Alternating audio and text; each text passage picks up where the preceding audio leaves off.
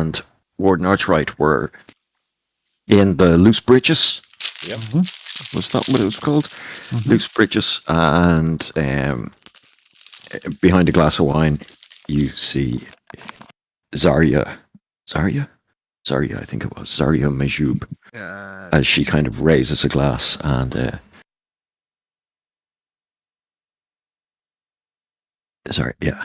she raises a glass and just kind of cheers you from the other side of the bar, smiling wickedly, and that's where we left it. So, kicking off in the exact same spot. What are you guys gonna do? What was the? I've completely blanked on what we said after we had our rallying speech with all the dudes. What were we? What was the agreement with all of them? We'll be meeting them or something. Yeah, I don't know. Meeting some point somewhere. Shit. Because they were forging stuff for us. That was the last thing we left it on, wasn't it? Yeah. They're forging stuff for us, and then we were going to set off. But I can't remember where we said we were going to go, where they're staying, or anything like that. They're just staying in rented accommodation, paid for by the Pasha. Pasha's men can be contacted through the Pasha, and Yeah, but if they're here in the britches, they're not. They're not. Yeah. And then the mercenary company can be contacted through the guild. Well, it was a separate person altogether. A dwarf by the name of Oakenleaf. That was the smith. Yeah, who's crafting the Dalvanite, whatever the fuck it was for you. I can't remember. Mace head or pick. Yeah, hammer. Yeah. A maul. Like a pick, like a maul. That's Yeah. it. More spine. Yeah. Great for stabbing that up. Well, do we think she's really here? We're certainly not going to take the fight, just two of us. So, yes, I would agree with that sentiment. Talk to her or run. The tavern is quite busy. She ain't going to reveal herself in here. That's like city turning on you moment, isn't it? That's a pretty big assumption. Is it daytime, nighttime, evening? It was the end of the day. It's evening time. Like you were going back here to eat and go to sleep. Okay. Ask the barman. Can you see that lady over there on that table? Yes. Okay. How long's she been here? I think just that one glass. Huh. What's she drinking? Red wine. He'll pull back out, or he'll rummage for a bottle. This stuff, and he'll kind of show you the bottle. It's a northern wine from Am. Can I attempt to deceptively put holy water in it and ask him to send her another glass? I was just going to send her a bottle. What do you want? Do you want to do that? I mean, it's worth a giggle, right? Yeah. Yeah, fuck it. Yeah. I was like, And by deceptively, I mean hiding it from her, not from him. Yeah. I'd like to... Well, he's not going to be happy with you spiking a patron's drink. He doesn't know what that clear liquid is. It could be anything. That's a fair point. But deceptively from both of them. Yeah, you can. Well, Okay. I'll be like, yeah, I'd like to buy her a bottle, and I'll get one of your staff to send it over in a minute or something. I'll just buy a bottle. Or wait, do I have any money left? Yeah, I do. Yeah, it's negligible. Okay, so I buy the bottle. Sam, you want to fucking do you sneaky? Yeah, why not? Okay. Just for shit. Yeah, give us a roll at... He's distracted. He's working the bar, so you can give us a roll at advantage. Sleight of hand. Deception, yeah. No, deception is deceiving somebody in speech. Verbally. Oh, okay, yeah, then 18. Yeah, so you... it's only... He hands it to you uncorked, and yeah, you pour a bit out and top it up with holy water. And then I'll grab the nearest bar staff and be like, take this over to my friend on that table over there. And then we should leave. I'll give her a little wave and then walk. Yeah, and then we'll leave to find the other guys through the busiest, most open, place Open route thoroughfare, possible. lots of people. Yeah. Okay, so you walk out into the street. It's kind of the time of the day where people will be going out for food and things like that. It's kind of 7, 8 p.m. ish, and you're walking through. There's still a bit of light in the sky, and streets are crowded. There's torches lit, and there's lots of street vendors and just people out and about milling around. You keep an eye over your shoulder. Give us perception checks, both of you. Oh boy.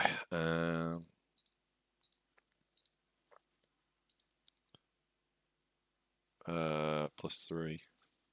19. Brain work 13. Jesus. Yeah. All right, 19, 13. Okay, and she, blah. Okay, so you wander. Where are you going? To the other guys. Oh yeah, sure, they're both in the same place. Okay, so you head over to the red. What were we calling it? The red The Red Lantern House, with the red yeah. lantern. Red Sure, Lantern yeah. House. Yeah. So you walk over through the temple ward into the Red Lantern House, knocking on the door. Jurgen, I suppose, opens it. We just saw the bitch. Yes, I don't mean to alarm you, gentlemen, but Jurgen, give us she's a here. perception check.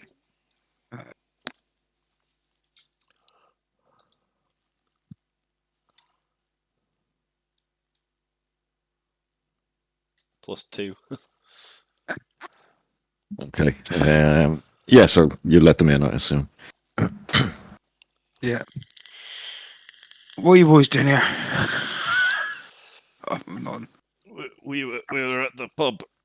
Wait, the Loose Ladies or whatever it's called, and we saw Majub, the lady Majub, drinking some wine, and the warden had a bright idea to stick some holy water in it, and then we scarpered. She's in town, possibly. Crazy. The Possibly in vampire. tow as well. We don't know though. Yeah, we don't know. Keep your wits about you. There's a knock on the door. Where's the doc? There's a knock on the door. Shit. I'm going to step out into the hallway. There's somebody at the door. There's Yeah, somebody at the door. Knocks again. Is there a peephole? Anyone got a silver dagger, knife, anything that's coated in silver currently? I knock a fucking silvered bolt onto my crossbow. I am going to put my. We didn't get Vic any magic weapons yet, so I'm going to give you my magic dagger again. Okay. He's got a silvered longsword at the moment. Oh, have I got that? I've got that. Sorry. Good. Check it if you need it. So a palm magic dagger. 1 second, just Third knock on the door. Yeah. Open it. I will mage hand it open. Goes there. Okay, so the door ekes in, and there's a street urchin there with a gift wrapped bottle of wine. Lady told me to deliver this. Got one over there. And he points. Oh, and she's not there. Drink it. He's looking at you with all your fucking, weapons out and shit, and he just puts it down on the doorstep and backs out into the night. I'll pick it up and stab it. Yeah, it's the same bottle as the one you bought her. Not the exact same bottle. It's the same brand as the same make as the one you bought her, and it's been kind of wrapped in like a tissue paper or something. Like a green tissue paper. That's and a bow on top of it. What a fine gesture. The cork looks like it's been taken out and put back in. Mm-hmm. I ain't drinking that shit. I mean, I chose dwarf, so I'd have advantage against poison. I mean, I'll cast Detect Poison and Disease on it. I ain't worried about the poison. I'm more worried about blood. It is. You don't even. Well, you do cast detect poison and disease, but you get a whiff of something awful from it as well. There's definitely her blood in this, but there's also it's riddled with diseases. Let's not drink that. Yeah, can I go and pour it down the drain or something? Oh, you might Yes, poison. you No, can. no, don't do it. You'll poison the city. Don't do it. But yeah, We'll keep What if it it. gets into the water supply? yeah. We can We'll utilize keep that. Keep it. I've got a use for. We don't let quality poisons go to waste around here, boy. That may come very good handy. You got a safe or something to keep it in. Fine locked liquor cabinet, as any home should. It'll have to do. And I'll take it, Gav, and put it in my, as I say, my fine locked liquor cabinet. Well labelled. Yeah, Do well, not I'll, and fucking drink. and memorize what bottle it is. Yeah, Yeah. yeah. No, I'm No, not. I'm not going to visibly label it, but I'm going to actively memorize which one it is. Yeah, no worries. Yeah. I'm going to make a note of that. Bit of yellow wax on the fucking cork. Right. We know she's Seal. here. I think we should notify Yes, to the Pasha. people. She seems to be physically here and not afraid to show her face. Well, come in, gents. I think if we stay inside, based on what I know about vampires, we're safer than going outside and into public domain. Do you have some magical messaging ability? I do. And so I don't imagine that the Pasha is within mending range, within message range, but I'm going to cast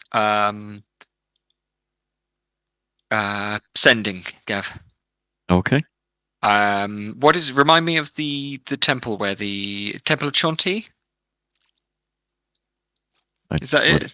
What are you talking about? Is it the Temple of Chonti that's right outside? Because I don't want to say like meet at this house. Oh, But, yes, yes. Yeah.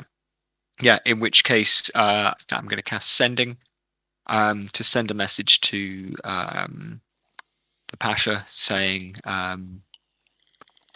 danger erupts in town. Mobilize forces at Temple of Chonti. Maybe We move sooner than expected. Maybe you'd send it to the Pasha's man because we've not met them. Yeah, and see now. The other It thing was here, fellas. Hang on. Yeah, so Darvish. yeah, so I'm going to Gale- take a moment before I cast, thinking about what I'd like to say and making sure that we get the information clearly up. The negotiator was Mariam Namor. Well, Do she you put us in think that- yeah. contact with someone, but it was I've got Irvine contacted Rulerman on his behalf. Was that the right person? Irvine? Who's Irvine, Gav? Do we know that person? Oh no, he's a priest of Tom. Hold on. Irvine We okay. had a contact with the Pasha's men, right? No. Okay. You had that was Yeah. to go through the Pasha, and the plan was for the following weekend to be ready to mobilize. Yeah. Because you still had stuff to get. It wasn't just a case of like I let the comment pass of the silvered sword. I don't think you'd actually have it yet. No. Because No, they literally bought it and left with it. oh, did they? Okay. Yeah.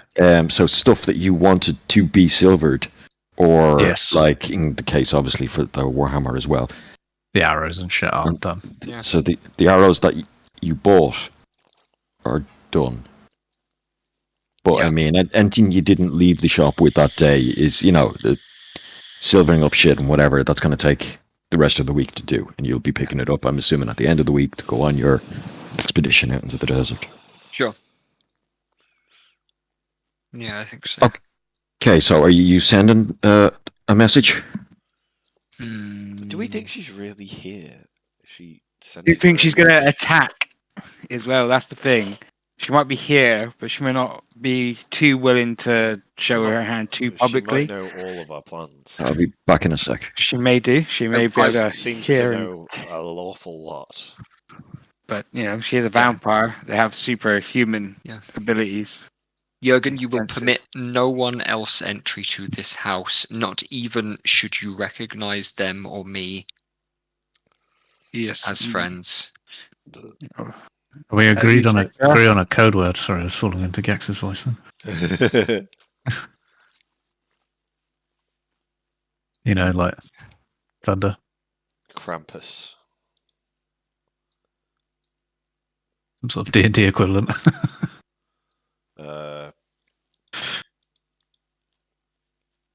I think rather a firm manner and a hasty step across the border without being invited is the way to go. What If you say? catch my drift. No, you're saying we just go fucking attack. I think No. I think should you need entry to the house, do not wait to be invited. Yes. Okay. Yeah. Enter. Understood. Yes. Anyone who appears to be overly polite and waiting to be asked in, as I would normally expect of you, Jürgen, by the way, is not to in be this invited case. in. Okay. Understood. But one who enters in urgency is probably all right.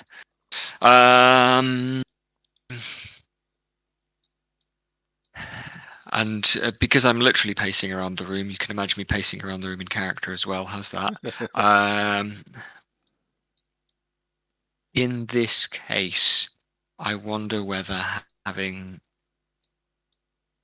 anyone but our additional priests of Torm come to us are going to be any good whatsoever. I think having just soldiers, mercenaries, what have you. It's going to raise a bit of attention to where we are.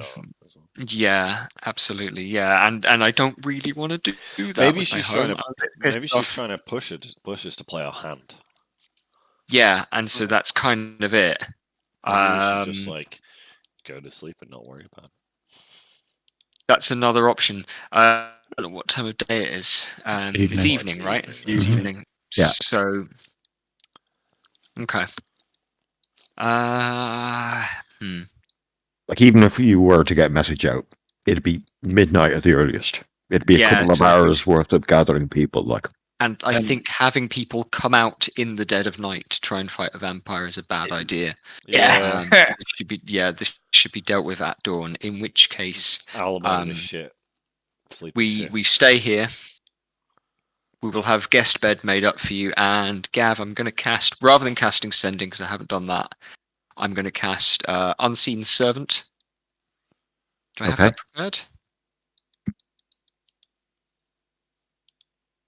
No, I'm not. I don't have it prepared. All right, great.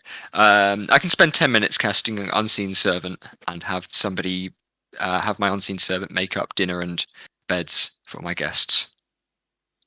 No problem. I spend a minute casting as a ritual, and then in which case, what I'll do is I'll just suggest that people sit and have some tea, and I'll spend 10 minutes doing that, and then you'll start hearing things moving around the house and linen being moved and things like that. Do we take it in turns for watch? Absolutely. I think 2 on, 2 off. Yeah, even if it's one person upstairs, one person downstairs, closer to the door, something like that. I think we should be together. Okay. Yeah. Just you know.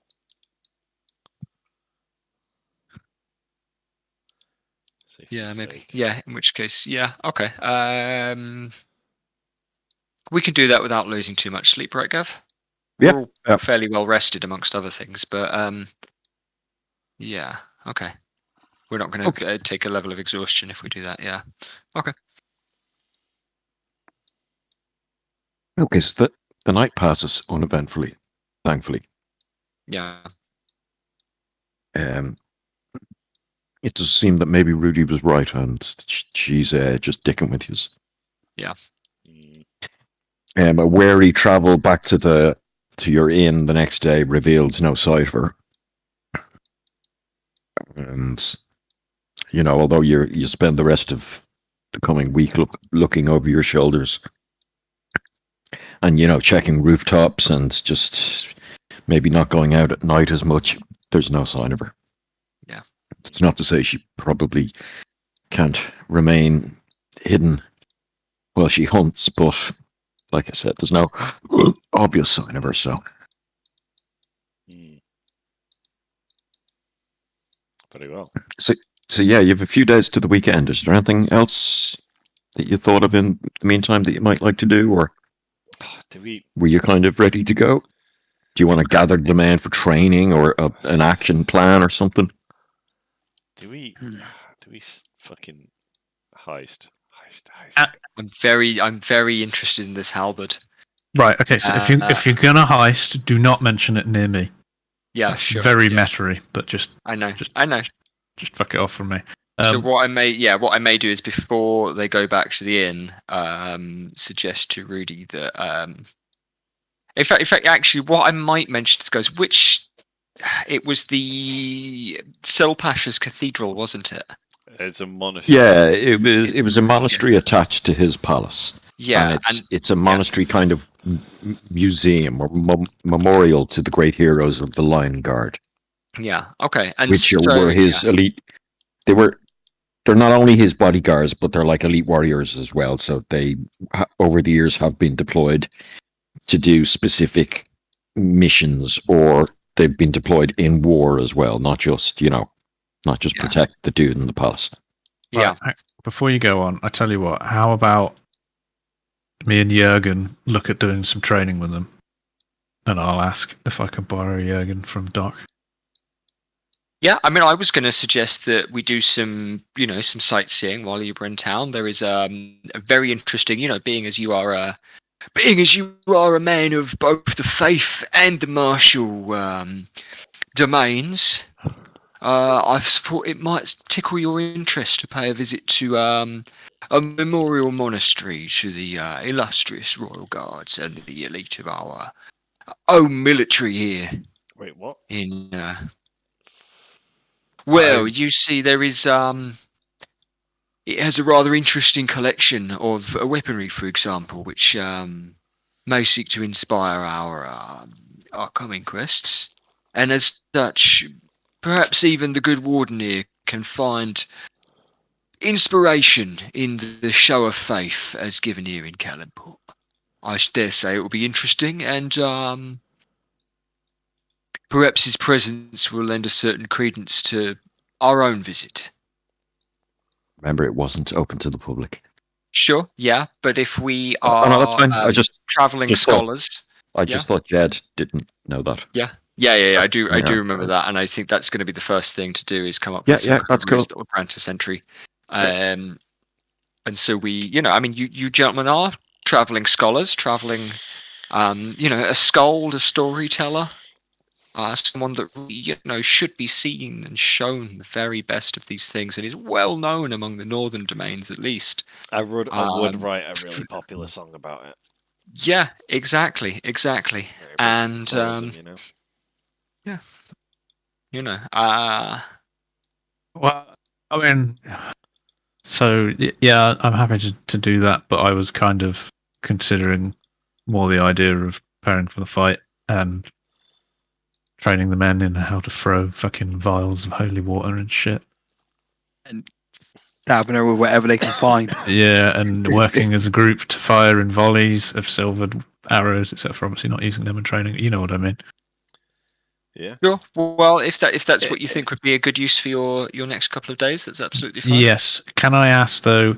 Is this going to have a discernible difference doing that? I assume it will. On our outcome, it will make Who it knows? better, right? Yeah. Well, let's do it. Let's find out. Would Jurgen be happy to help assist? Yeah, I because could do with a man of a booming voice. he was in the military as well, so Probably, training troops is good at drill. Very well, Jurgen. I believe I can spare you for a couple of days. Being as my new friend Rudy Achaka will be accompanying me himself. I'd love to see a bit of culture while I'm here. Wink. Yeah. I didn't say wink. I just winked. Wink. Okay. So you guys go off the next day and gather up the men. We'll do this a little bit first. Sure. Yeah. It takes a while to get all the guys from the roadside, and some of them trickle in throughout the day, depending on where they were stationed on the road. You gather in a yard owned by the Pasha that is down near the docks, down near the consigliere, the accountant lady, gnomish lady you talked with last time, no more. And it's a large yard, 100 square feet or 100 by 100, and it's just dirt floor. And the 20 slightly hungover mercenaries are there. The 2 priests of Torm also attend, along with probably 18 of the 20 roadside guards. And the rest will drop in later during the day. Cool. So what I'm thinking is, the Pasha himself will be here as well. oh, nice. What I'm thinking is, from our experience we had, she was very grabby and went for bites. So I think we should be doing like a 2-part training on shooting together as one, and also how to get out of grapple. So I'm just kind of saying these are the things I want them to focus on. Oh, And bit of wrestling. a bit of wrestling, that kind of shit. And then defense. yeah, and then like teaching them like a go word or something. Volley. Now. Yeah, volley, and then they all fire at once, kind of shit like that, at one target. An unsafe word, if you will. Yes. Spike. That'll be the word. Yeah. Okay, well, Edgy. most of the men on the caravan guard will be used to using a short bow, and some of them would have swords or batons and things like that. The mercenaries are their own mixed bag of people. You'll see a few bows in there, but not many. These are stand-up warriors, swords and shields, or maces and shields, things like that. Some of them have spears. It's a mixed bag, like I said before. And there was, a few dwarves in there, so there'll be hammers, and there was a dragonborn as well. In that case, the ones that don't have bows and aren't provided with them, will be teaching them how to throw on that command, throw the vials. Okay. And I will just give them normal water vials. I'm not going to waste any water. One thing you'll notice is one thing you do notice though is that the vials aren't always smashing. Like, the ground here is harder than the desert, and they're still not always smashing. Usually, if the vials hit a man in armor, they'll smash. The glass on the vials is pretty thin. You're fairly sure, although you haven't tried, that you could just crunch it between your hands. Yep. But you're gonna have to, and you remember what she was wearing last time. It's unlikely, unless they're broken against her. You would imagine, or the throw is exceptional. Well, they'll be throwing it at me in close combat. That's true. You would imagine that, it's gonna have to be smashed to be guaranteed. What about if we made slings? Well, yeah, but it'll be the same problem. Like, sure, it'll go a bit quicker, but if it's hitting sand, or even, well, like some parts of the desert are obviously hard, rocky surface, and there'll be stones nearby and whatnot. But if you're fighting on sand, this isn't going to work. So what if we changed it? Grenades, like. Yeah, I get that. Uncork and throw. Well, I'm going to be a devil's advocate, because the rules literally say if you hit with it, it will smash and do that much damage. So if they're rolling high enough, they're going to smash. So yeah, but they're not going. Yeah, but what I'm saying is, a good shot will hit and smash. Yes. A bad shot is not going to do anything. It's not going to splash damage. It's not going to, Oh yeah. Though that's what it says in the rules. Yes, I think I get it. It's not an AoE weapon, it's a hit or nothing. Maybe the grapple people could be trained to use them defensively as well, to get away from her at super close range. Okay, well, over the course of the day, if you can both give me what you would like to teach these guys. So whether it's a bit of confidence, whether it's knowledge of the enemy, whether it's grappling skills or anything along those lines, if you want to make a roll to that effect, and the outcome of the roll will determine the quality of the training. Okay, I will use persuasion to persuade them in the confidence of the holy water and using it as a means of escape. Okay, and then obviously just teaching them knowledge of what you've learned about Yes. from your previous combat, etc. Yes. Okay, so if you want to give us a persuasion roll, then. I think that fits, doesn't it? Persuasion. Yep. A bazillion, 25. Brilliant. Okay, so they're well educated in terms of a vampire and what's going to kill it. And they all seem to take to that fairly well. Like they're all, when it's the second half of the day, when you're actually, they all take a break and you're talking to them as a group and informing them they are taking it seriously. They know this thing is fucking dangerous, and that's why there's so many of them. And Jurgen, do you want to do like hand-to-hand training with them, or just general tactics, or whatever? Athletics would obviously be like the wrestling one, but also Yeah. just like, I don't know. I was also just being close quarters with vampires, like a bit survivally any, but let's do the strength No, thing. athletics are strength type based thing. Yeah. Because the survival skill is specifically for like reading the stars, setting up camp, Navigation and things. finding foraging food and in different terrains and shit like that. So, brilliant. So, okay, 2 excellent rolls. Okay, so we'll carry them through for the week, and you'll have a few of these sessions with these lads over the course of the week. More and more odds and ends will be brought in. So there'll be silvered arrows. There'll be all the other weapons that have been ordered from you guys will eventually show up. Nice. Some of the mercenaries might go ahead and purchase some nets, seeing Jurgen has one. And No, I don't have the net anymore. She destroyed it. oh yeah, true. But they're thinking about, if she's super fast and really grabby, obviously pinning her down, holding her down. You'll see a lot of people swapping out short maces for like pikes and fucking big long pole arms and things like that, just to keep her at length. That's more the mercenaries than the other guys. The other guys are kind of rough and tumble, cannon fodder. Okay, cool. So while that's going on, there's a museum tour to be organised. And Doc and Rudy make their way across to the Silpasha's palace, and specifically on the northwest corner, the squat, almost brutalist-looking building of the monks of the Golden Line. The monks of the Line. I'm gonna dress myself a bit finer, and when I say a bit finer, in a way that seems fitting for, what would be read in Callumport, as fitting for a respectable man of the cloth. Okay.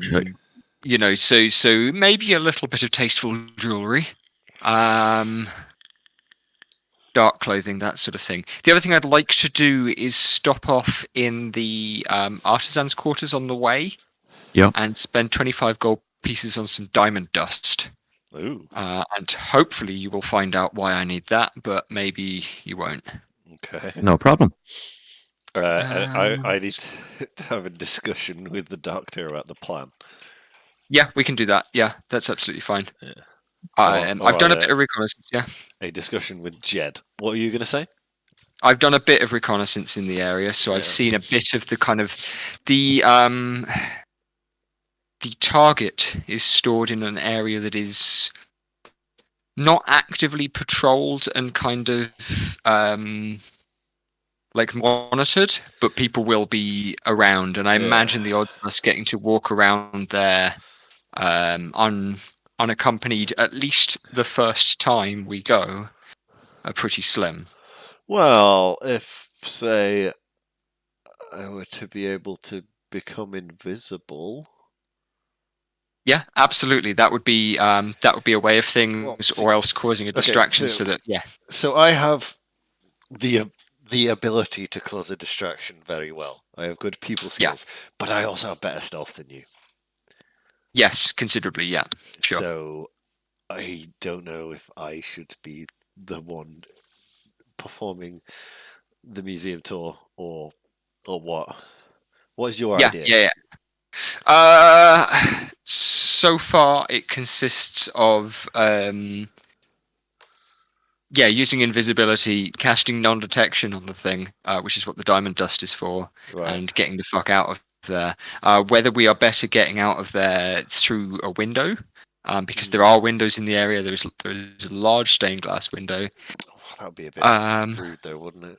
It would, and actually the thing then is something, one of us possibly going through the window, and then the actual, we can bait and switch that kind of way, because it'll make a lot of it, it'll grab a lot of attention, it'll make a lot of noise, but it may not actually,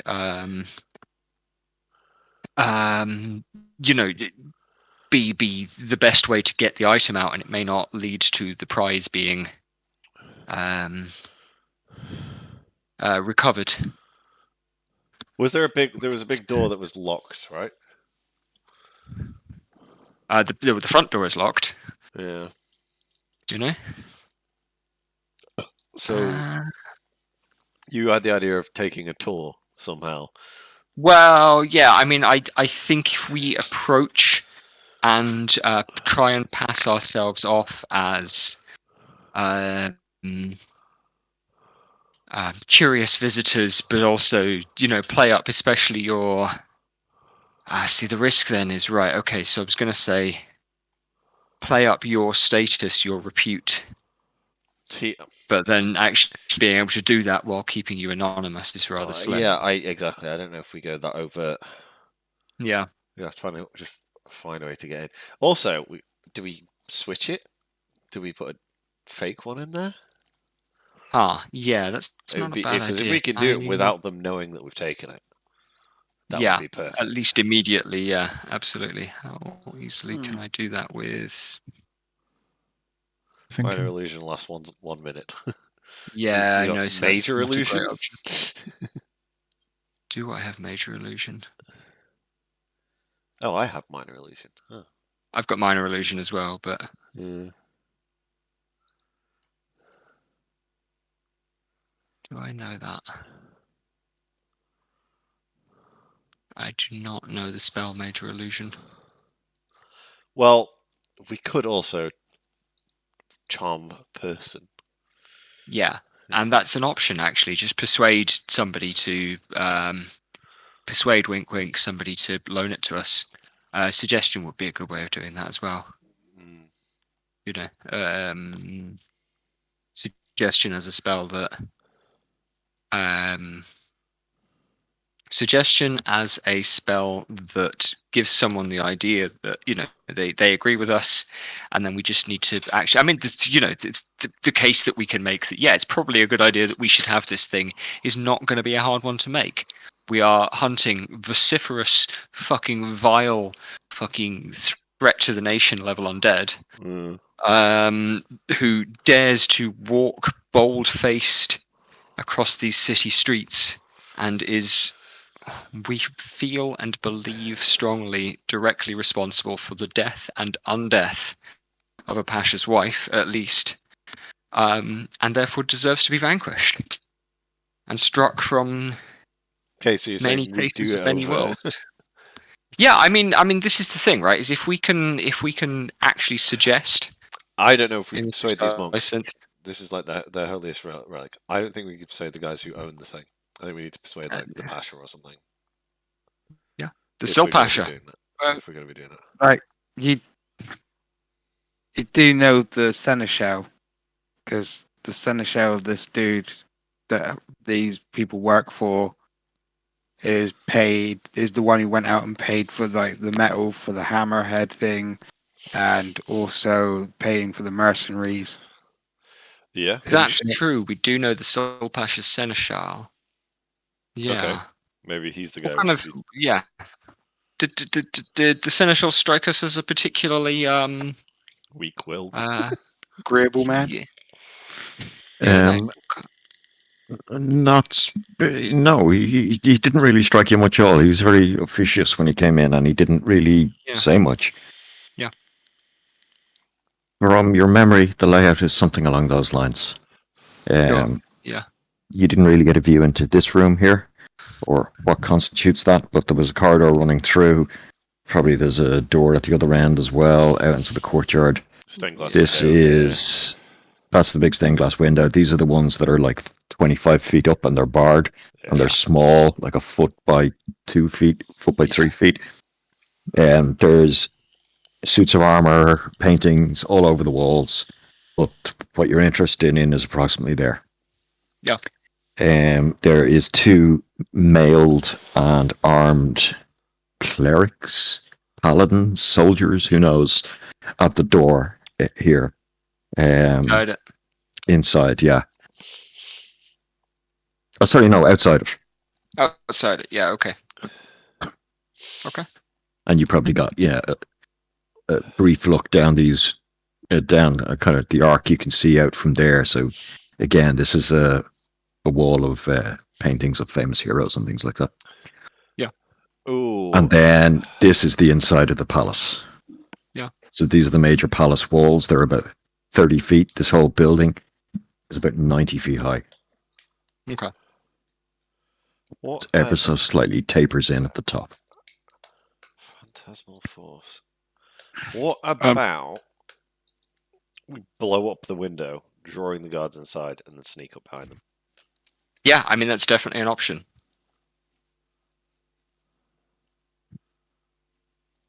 It would certainly be a distraction. Well, we've got to come up with, we've got to sell something. Yeah. And the thing then is, I'm not opposed to that, assuming. The thing is then is that the thing that we're looking for is in the room with the. The thing that we're looking for then is in the room where the distraction is going to be. Yes. That's okay. But okay, You know maybe what? we draw Still might work. Yeah. Maybe we draw the guards away by blowing up like a window on the palace with a spell, and then sneaking. I don't know.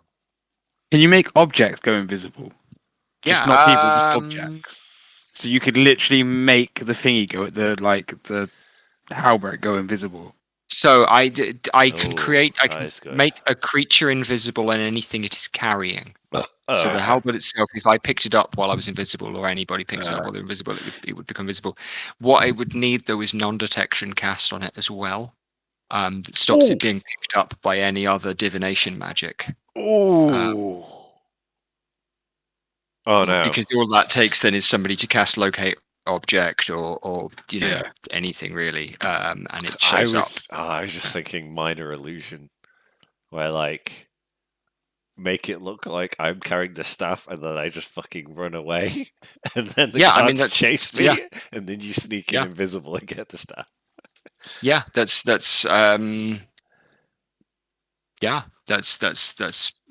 fine and valid. I mean, we'd have to bluff our way in, but like,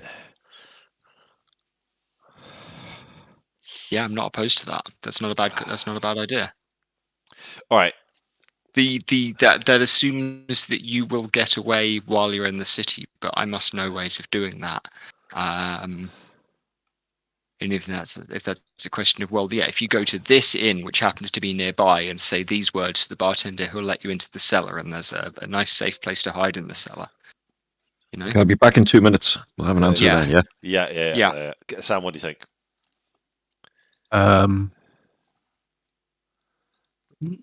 Let's decide this by 8. And let's say I've given Jed back his dagger as well right now. Yeah. We're not gonna be fucking stabbing anybody. Not me. I really don't want to do that. Yeah. I like that idea, but considering you're going up against things that are probably have the ability to cast spells, are they not just gonna immediately see through it? Yeah, as soon as you like break a corner, are they not going to cast the spells to find it and then be like, oh shit, he hasn't actually got it. Well, that's what I mean. Is that I've working out a counter for that. Yeah. So that's fine. I can counter that at least for a little while. and then what's non-detection? we get out of the city. You hide a target that you touch from divination magic. Yeah, so they can't find it by locate object or anything like that. No larger than 10 feet. Isn't it 12 feet long? If it's a 12-foot halberd, I don't want it. Have to break the fucking head off of it, wouldn't you? Also, it's 8 hours, so we need to be doing this right before we do the attack. If we're non-detecting the object. Yeah, that's true. Okay, in which case, do we go in and recce it now?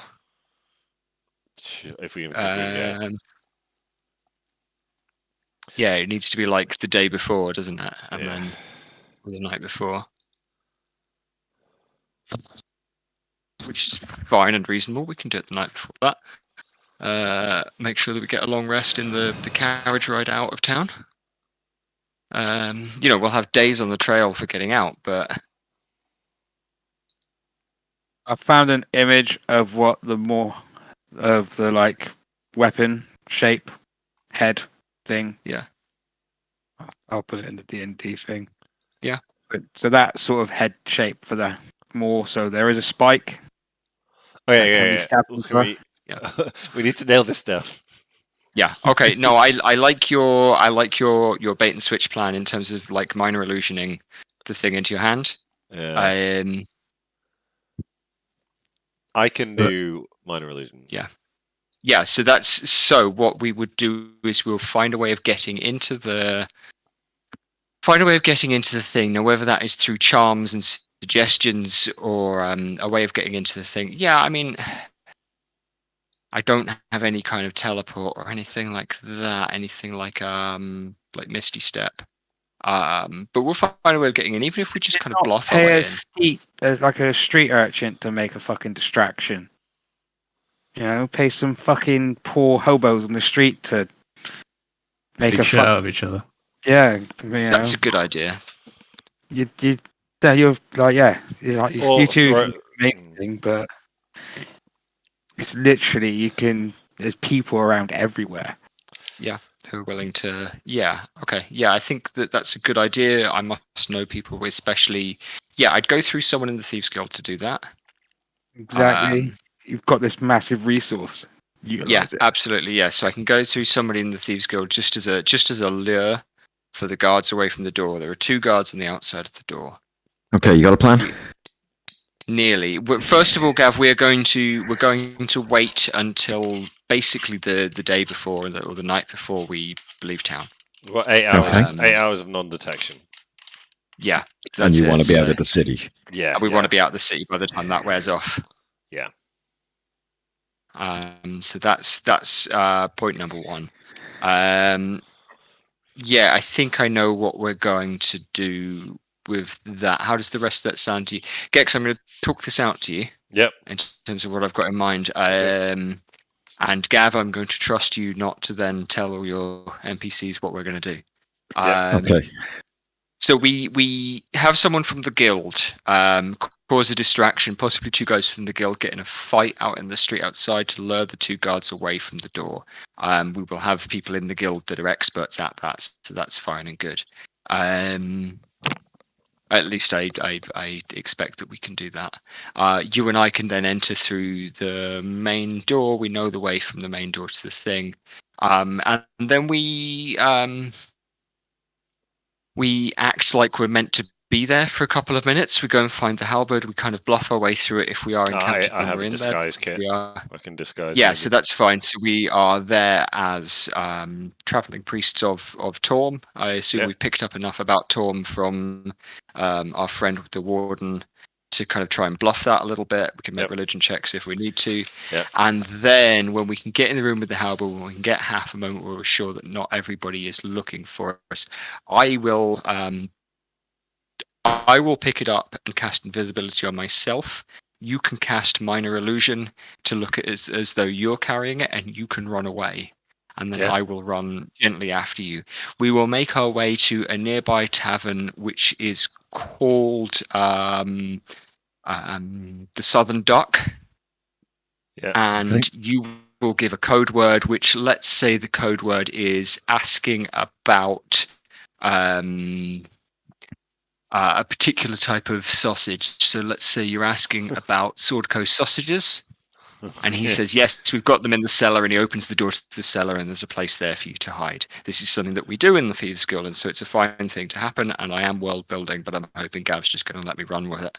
As a backstory to go with that. Okay. Yeah, this is fine. Okay. I would... Wait, what kind of... the inn itself, what kind of place is it? What type of clientele? Like, is it rich, or is it piss poor?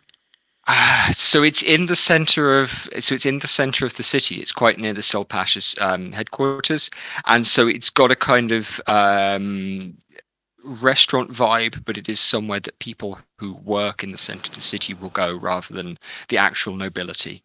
You know? Okay. It's your Pret a Manger of Calimport, or you know, yeah, it's an all bar one rather than a spoons or something like that. Yeah. I will. Before we go in, I'll cast a 3rd level enhance ability to enhance both of our dexterity. Okay, yeah, that's a good idea. Cast Grace. And I'll disguise myself as a priest. What does that do for my dex? Does it just give me... It's advantage on dex checks. Advantage on dex checks. And you don't take damage from falling 20 feet or less if you're not incapacitated. Yeah, great. So 3rd level means I can cast it on both of us. Yeah. For 1 hour. Okay, so like a few minutes away from the thing, from the doors, you're down the road kind of 200 yards watching as you see your two patsies start to throw fucking insults at each other quite near to the guards. One of them swings, one ducks, he accidentally hits the guard, and the guard just pushes them away, and those two start fighting. And you're surprised how vicious it's looking. There's quite a bit of blood already and broken noses. But you know, this guy, he's a professional nose breaker. He's really, he bleeds lots. He makes a good show. Yeah. So one of the guards, the guard that got punched, albeit just in his armor, steps out to interfere with them. The other guy is standing back by the door. And it's at this point you see one of the guys pull a knife and stab in at the guard that's been interfering. It glances off his chest plate, and then as soon as that knife was pulled, the other guy is over, and they're using the back of the spears and they're just beating down on the guy. You've been approaching at this time, so if you guys want to put yourselves on the board there. Yeah. I've just got this little Fruity Rudy over here. Not my actual Rudy. I don't know where my actual Rudy's gone. Where's my little dock? Yeah, they seem to have disappeared. Oh, they have disappeared. Okay, well, we won't be using that thing. Okay, so just rescale or duplicate them. Always have one back at or in your box or something. Yeah, I didn't. Get a clone of mine. I didn't. Same. Mine's disappeared from my thing. Should have locked it, really.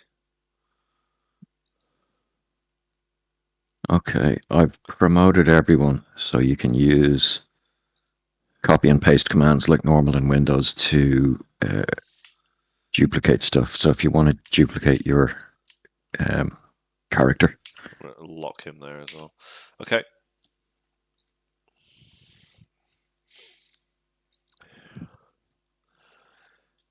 So gonna drop. Dick, you just mouse over it and Control C, Control V. Yeah. Did that. Okay, so we go in, I guess. Okay, so give us a stealth roll. Just opening the door. Yeah, just a generic stealth roll. Dex check, so we both have advantage. Yep. Oh, that dice went flying. Yeah, that's a fucking lot. +6. +3. I got a 9. Great. Okay. Jesus. Okay. Well, I got 22. Do you portents to use, Jed? Yes, but I rolled, so. Okay. I would have to declare it before I rolled. Okay, so the door does creak just as you're closing it, and you're pretty sure the guards outside. Well, maybe the guards outside heard. Okay. But you've closed it behind you. and you're just aware of a few faint footfalls coming in from the right-hand side in this area. Yep. But apart from that, the place is as silent as a tomb. Then we move with haste. But sneaky haste. Yes. Yeah, not rushing, but hastily. And we will check the corners before we cross, because we've played ready or not. Yeah. Okay, so you can see another set of... There's another arcade, I guess is what you would call them, like another galleria there. And then the corridor goes down there to another door on the inner side of the courtyard, and you're aware of kind of doors there, and you can probably see a door there, and well, there'd be another one up the other end as well. Okay. And yeah, you just catch sight of somebody walking across this corridor, across here, from one room to another. He looks like he's dressed in clergy robes, and he was just head in a book. Apart from that, all is quiet. Okay. And he hasn't noticed us, we don't think? No. Okay, great. So when he's in that room, I guess we sneak over. Yeah.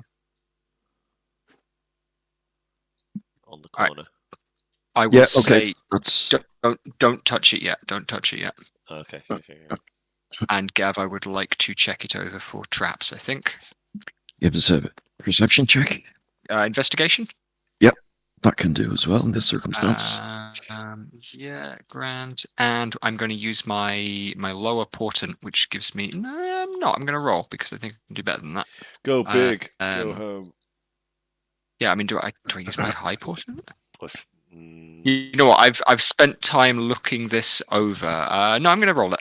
I've got a +8 in my investigation. Fuck it, yeah. So that's 20 total. Okay, yeah, it looks like I described it to you.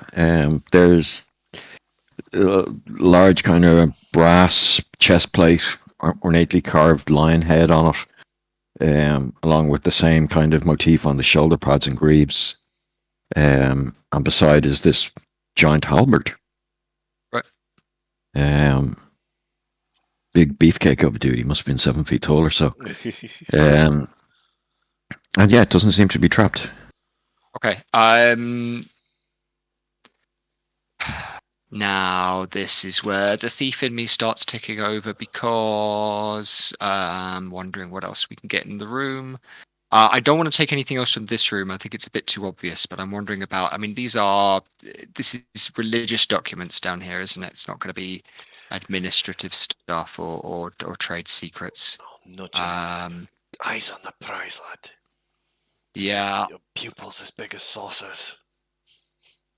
Sure, I will mage hand it to myself, Gav. Okay. Yeah, it was held up in some hoops that are attached to the mannequin. You lift it up. Your mage hand barely lifts it. It's so heavy. Yeah. And you assist it down, and yeah, you have it in your hands now. Okay.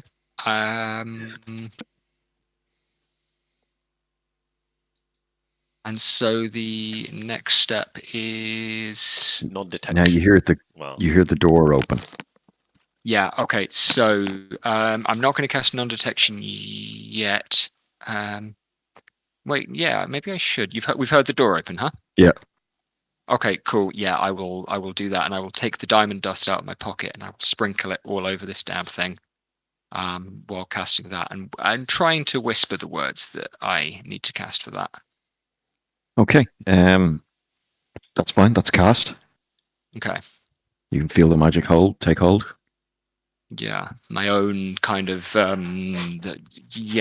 of it in the weave loosens, I suppose, and I feel it cloak a little bit. Are the guards coming in? Yes. Okay. Yeah, cool. I would like to. I think I would like to cast knock down here. You just want to make a noise to distract them, and then I will leg it out. You will go invisible.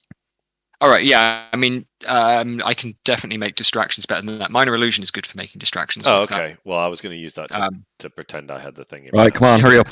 You can do both of those things. Yeah. Cast minor illusion to make a noise down there. Yep. Maybe just at the end of the a bookshelf corridor. falling over. Yes, or a crash. Okay. No, crash of glass down at this. Down Okay. over here. Yeah. Done. Hurry up.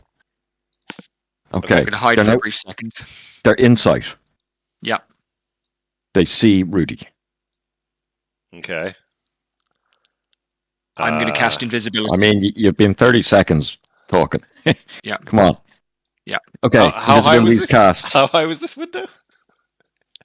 That window you can climb up to, but it's like 30 foot tall. Is Doc invisible? Yes. I've cast invisibility now. Okay. I just fucking leg it this way. Cheese it. I'm just gonna fucking cheese it. Okay, so try and give him the slip. They just see this little priest of Torm bail past them, and like that'll be one round if you're actually running. And you'll get up to there. The door just has a big handle on it. It doesn't seem to be locked from the inside anyway, and it opens out into a gorgeous manicured gardens. You look to the wall to your right. It's about 30 feet tall. It does taper a little on the inside. Yeah. And in fact, about 25 or more feet up, there's a wooden walkway that's it's not inset into the wall. It's kind of bolted on, so people can walk around the inside. There doesn't seem to be any guards on the inside. Okay. Well, I would. Out to your left, it's like manicured gardens, fountains, like little shrubs, knee-high type thing. Okay. I will hide and look for some kind of way out. Just like with my eyes, just looking around. Well, this is a solid sandstone wall. You figure you could probably use some sort of implements to brace yourselves in the corner there and climb up this way. It might be a difficult climb though. Okay. And you can hear footsteps tramping now. You can hear the plate mail jostling. As these guys are coming down here after you. Jed, you're like a turn ahead of them. Do you think I can charm these guys? Is that the? Yeah, I mean, if you're good at anything, then it's going to be that, right? Use the spell, charm person. Oh well, that's a way of doing it. Yeah, sure. Yeah. What's your? Yeah. I think it only works on one person, doesn't it? No, higher levels. I can use. You can upcast level. it. Yeah, I can upcast it. So at second level, I can cast charm person on both these guys. If they've gone down the corridor, Gav, I'm going to slip out. Okay. Okay, yeah, I'm going to walk up to the door, and I'm going to. I'll tell you, I'll remove my. No, I won't. I'll keep my disguise on, and I am going to cast second level charm person on these guys. It is a wisdom save of 14.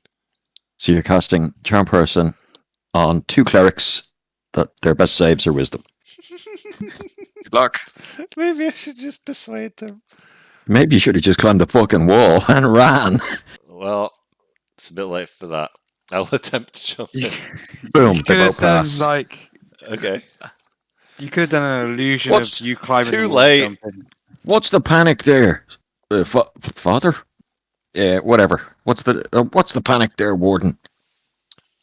Oh, hello, good men. I'm sorry. I was looking for the restroom around here. I am a lowly traveling cleric from far up north, and I do not know the way around this lovely place. We didn't see you come in. Who were you with? With Cleric Jethro. I believe he is in one of the other rooms. Give us a persuade check. Okay.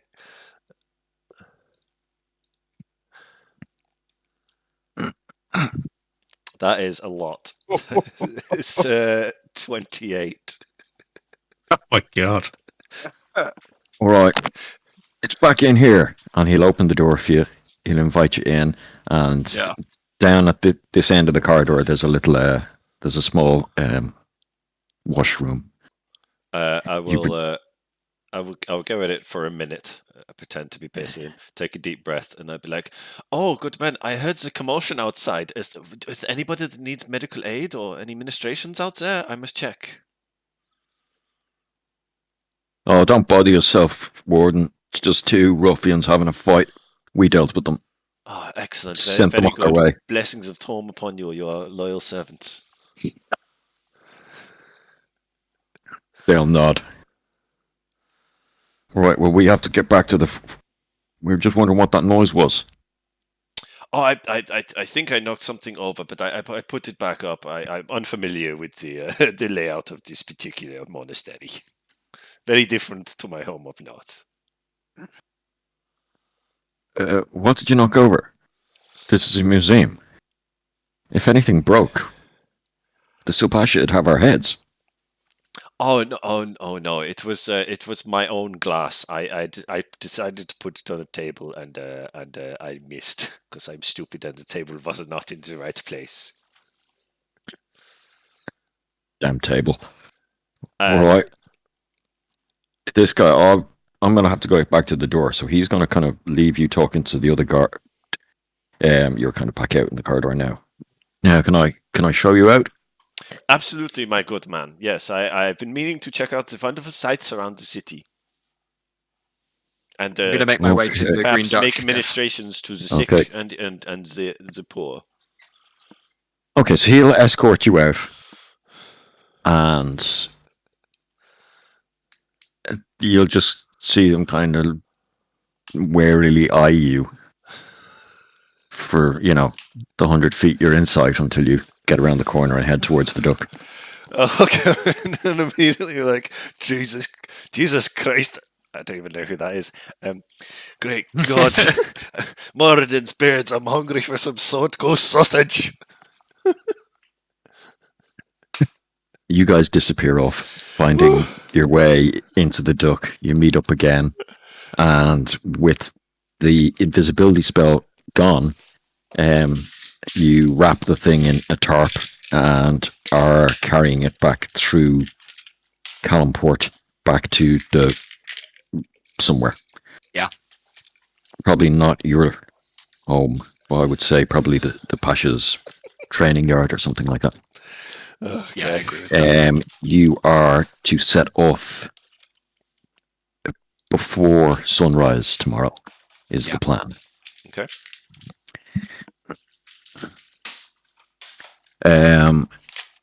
Later that day, reports will come back that something has been stolen. You'll get whispers that there's an uproar happening around the monastery, and, well, you're well aware of it. Yeah. But you're pretty sure an object this valuable is going to be missed, and some effort is going to be put in to retrieve it. Yeah. I do have a plan. The next morning, you've gathered at an ungodly hour, and along with your horse, 2 wagons and your train of 40-odd men, you set out for the desert along the green road. Would we be rested by the morning? Or will Yes. Everyone's fully rested. Yeah. Okay. Great. Okay. The Pasha, the head of the mercenaries, you 4 are all on horseback. Everyone else is walking. There's 2 wagons heavily laden with supplies, ammunitions, weapons, and food, and they are being drawn by a pair of donkeys each. So it's fairly slow going compared to last time, but you make your way along the road without too much trouble. I'm going So to change what I've got prepared. Plan regarding all of this? Are you just going straight the way you came last time to the location you saw her in last? I think so. Frontal assault. Let's fucking go. Full send. Yeah, I mean, We want to get her at daytime. That's the important thing. So whatever we do, we stop somewhere for rest until. Yeah. Somewhere defensible. Try and time it so that we, spend time away so that we arrive, like we leave in the middle of the night or something. Yeah, we arrive at midday. ride like a hard sort of 6 hours Rest a day from dawn. Yeah, we rest and get up at like the crack of fucking dawn and hard ride like 6 hours to get to where she is. if possible, so we can cover as much ground while it's light. Okay, you arrive at the Fingers, and then turn your way north into the desert. It's still about 2 days ride from here, just on horse, but it's slow going with the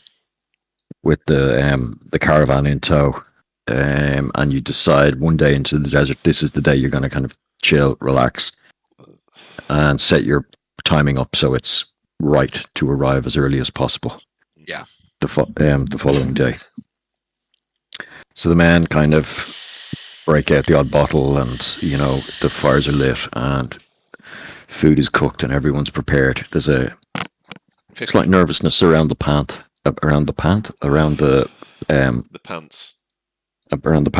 and everyone's kind of just chatting. There's stories being told about vampires and undead, and the two clerics that are there, Sarah and Rahim, or Raman as he was called, are dispelling most of these as silly rumors. It's just the warden knows best, they'll keep saying, and it's they'll be referring back to Dalvanite and whatnot, and silvered weapons, and oh yeah, we collected them all from the Oaken Shield. Yes. Yeah, cool. So Vic has them. Oh shit, I forgot. Yeah.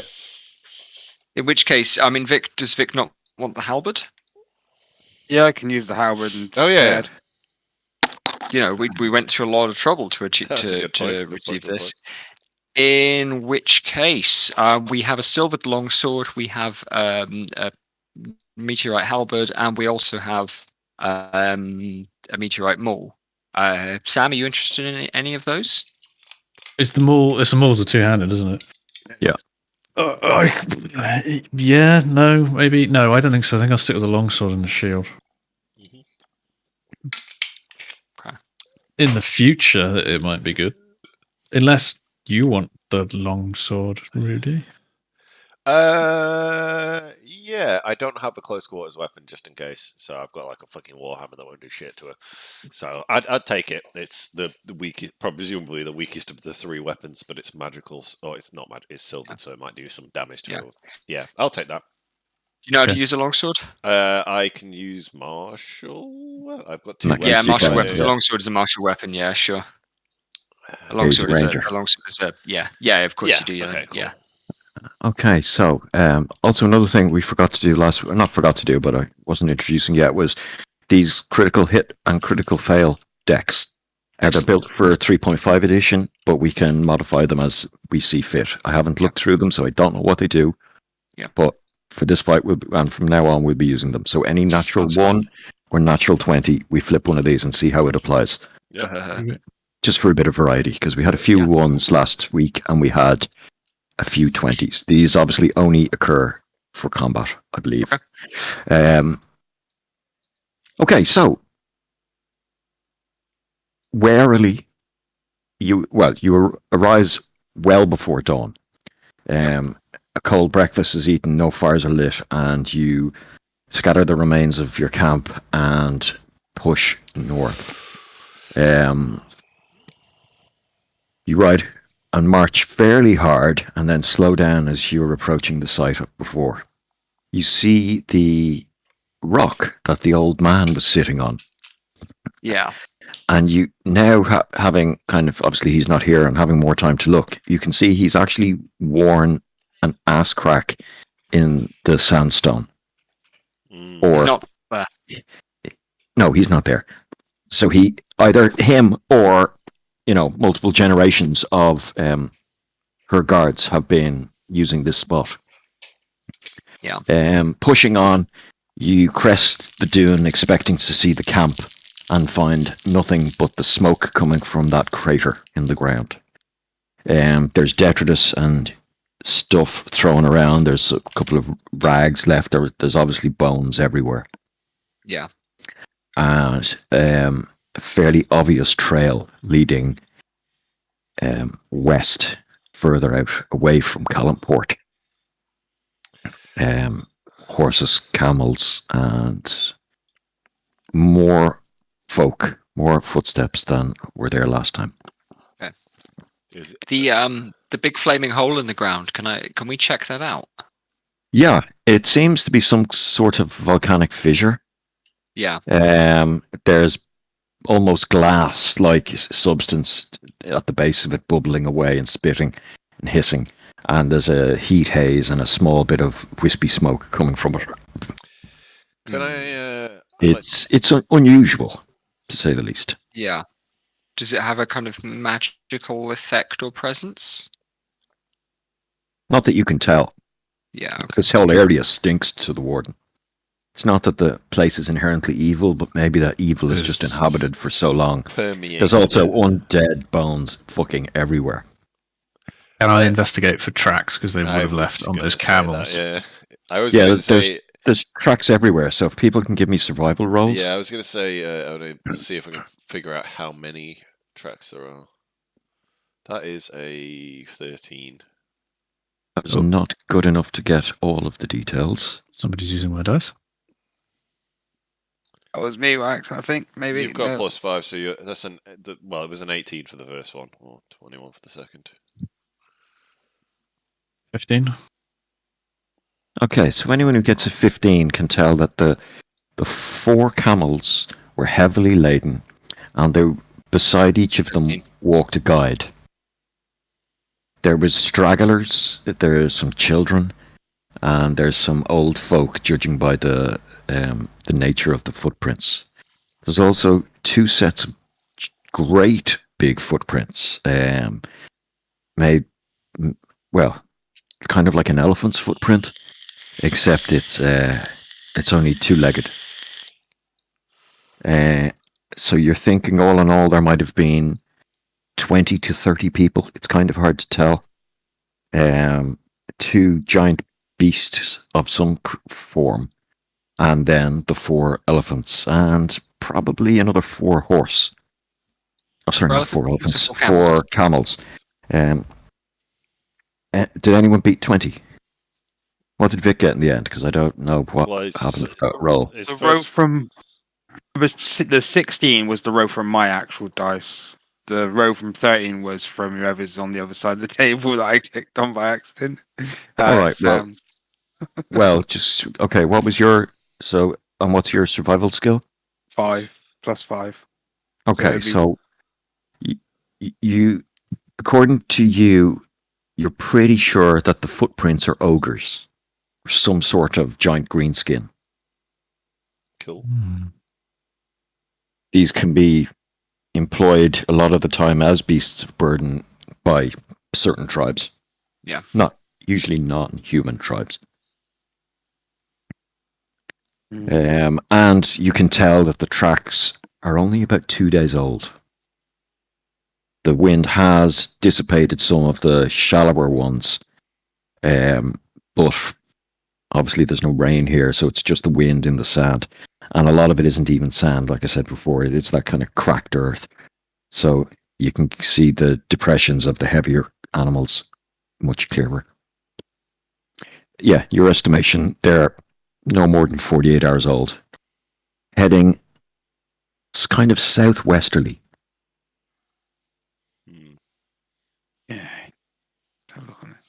So these tracks, lads, are pretty fresh still. Only just older than 48 hours, I'd say. And we're talking from approximately there. And they seem to be heading kind of this direction. Okay. Well, if they hit maybe the a bit more southerly than that. If they hit the road, they'll be able to travel faster. We send out scouts. But they're heavily laden. We send out a scout in. Let me grab a different color. We send out a scout in this direction and a scout in this direction. I got a feeling we won't hear back from them. Our fastest rider, Inspector Ben.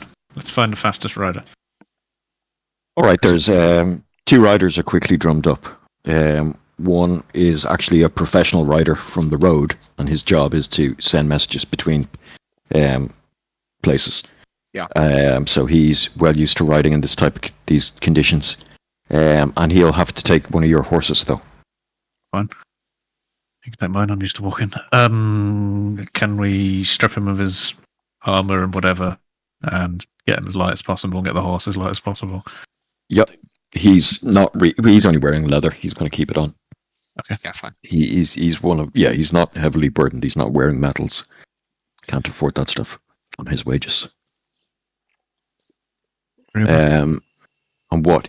You want some sort of search pattern, or will I just continue following the tracks? I would say we watch the road, right? We want to send him to the road rather than following. What do we think? I don't think we should send anybody out. I think we should just follow the tracks as fast as possible. Because Follow I the think track. I think we as an army follow the tracks. She's going to find them. I think we Yeah. follow the tracks, and during the day, one of us, I'll scout ahead of the column by, I don't know, an hour or two, because I've got good survival and shit, and I'm good at vehicles.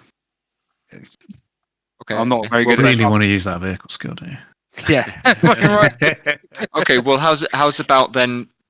We don't send anyone off except for during the day. This guy and Jurgen go ahead, to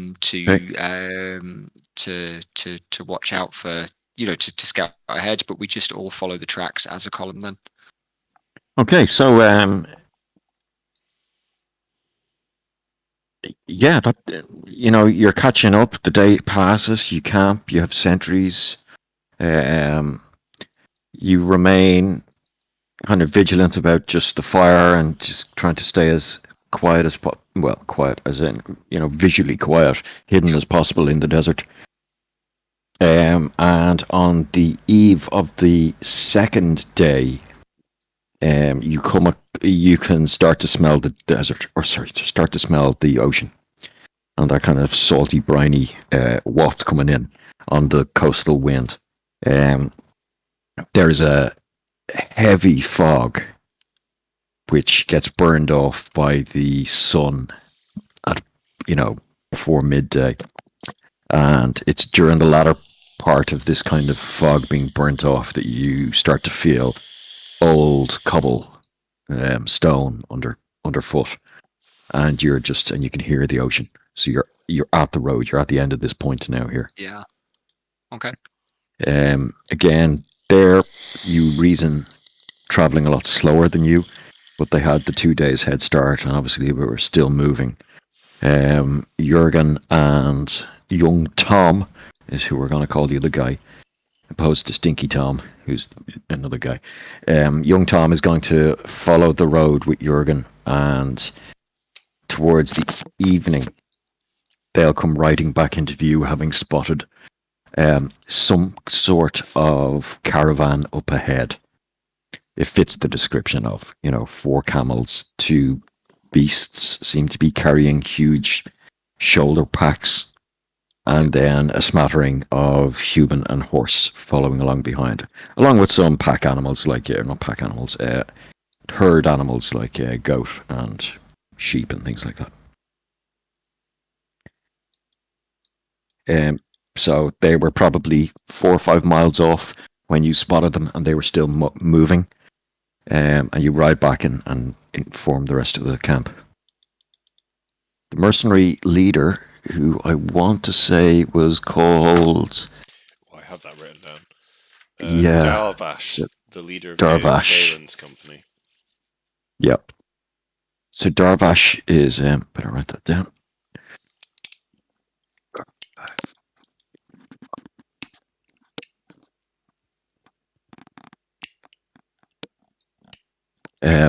He will suggest resting here.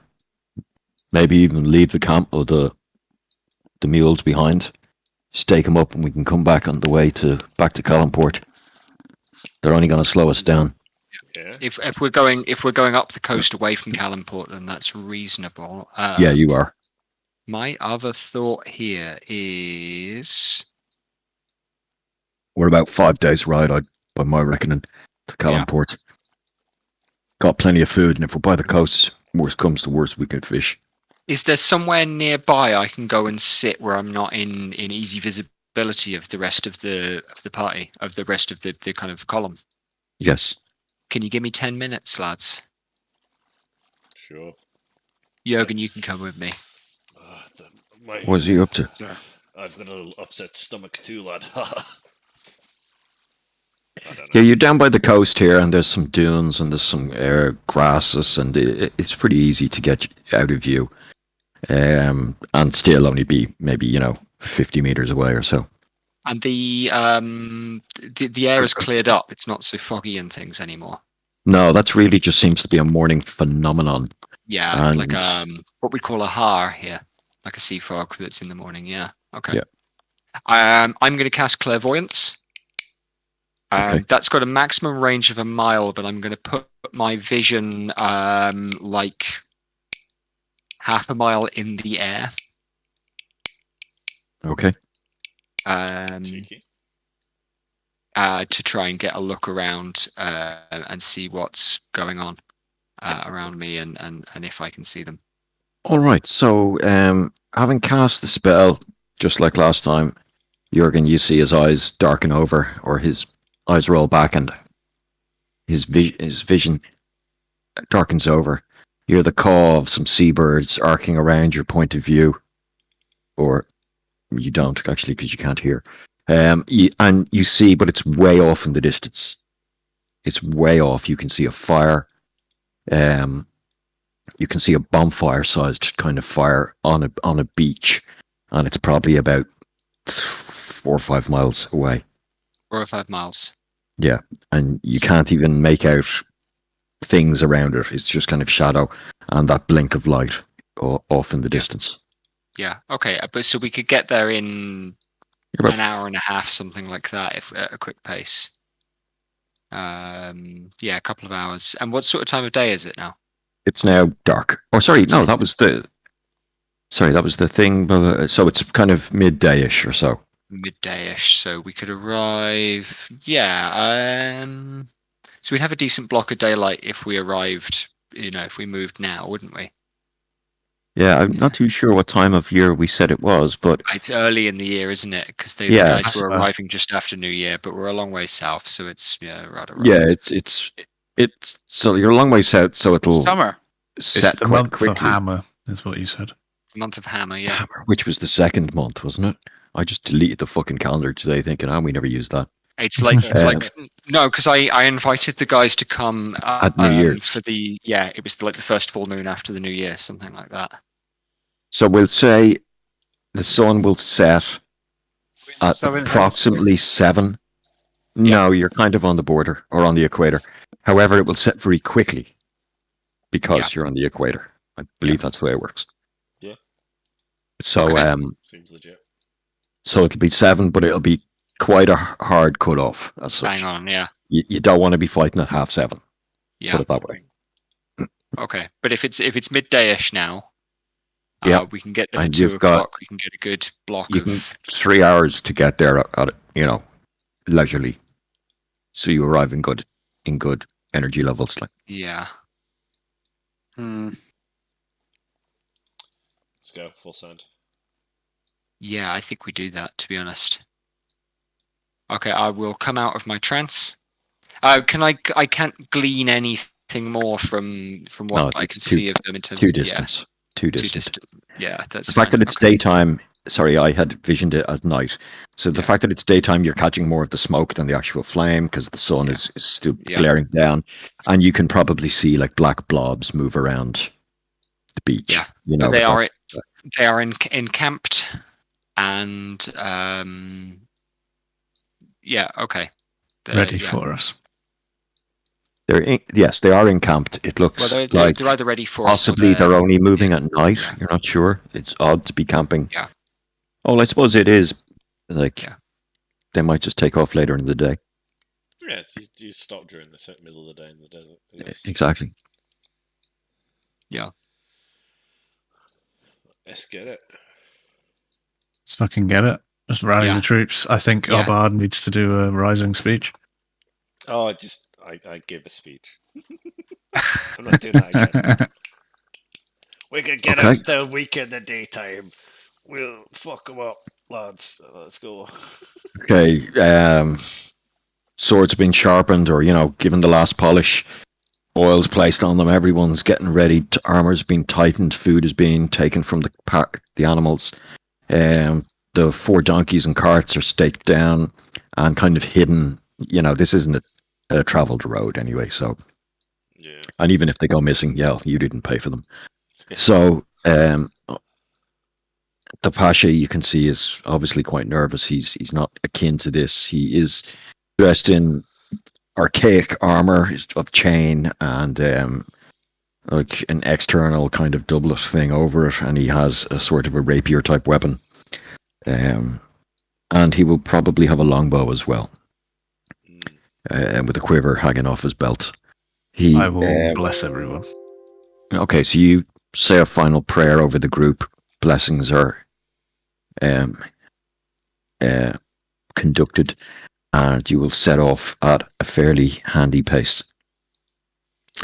At approximately 2:30 that afternoon, Jurgen will kind of creep back from a dune that he has been keeping an eye on the camp from, and tell you the situation. Let me whip up. Whip it up. Battle map, baby. What is that? Oh, that's the thing from the other. Delete that. Let me just delete those. I got it.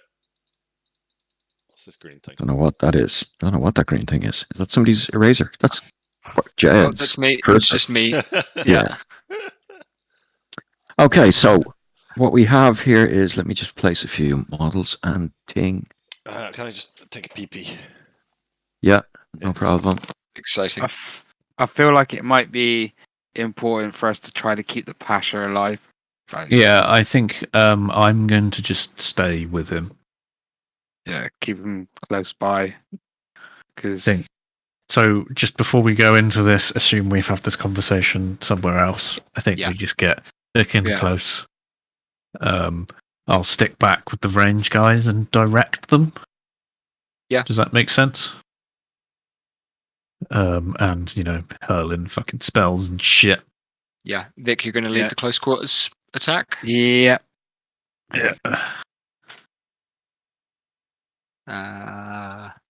Those are some fucking ogres, boys. Yeah, I like them. Okay. What we've got here is one of their smaller tents set up, and you'll have a few kind of square tents perched and lean-tos perched up against this cliff face. This cliff face is approximately 40 feet, and some of it's gradiated, so we're going to say this here is 20 foot down from this up here, which is 40 foot. This will be 10 foot off the ground, 30 feet drop from above. Okay. And this whole section is 40 feet. The beach will use the grid that's on the actual map itself, on the JPEG. Yeah. And that is, so the beach is coming quite close to the thing. You have servants and, civilians as such cluttered around. They seem to be past, the rest of the group. And they don't seem at all bothered by the ogres and the very suspicious characters that are wandering the camp here. One of the ogres is probably just sitting in the ocean, spitting at fish and hurling abuse at the god of fucking... Yeah, and the other guy is probably just sitting over against one of the cliffs. Acting like monkeys, taking shit, throwing it at things. Yeah. Is that... They're the only things I have to place down, I believe. Okay, Yeah. question. Cliff top area, is it accessible at all? Is there a way around so to you're it? basically... It's off map, but this is where you guys are at the moment. The road is along, like 20 feet back from that cliffs. The road starts. The road's about 20 feet wide, and then it goes into dunes and desert. And there's still some grass and some clumps of shit here and there. There's the large bonfire is still blazing in front of the characters. I'll just mark So that with we a could big X. effectively have people like here if we wanted to. If you can get them into position, yes.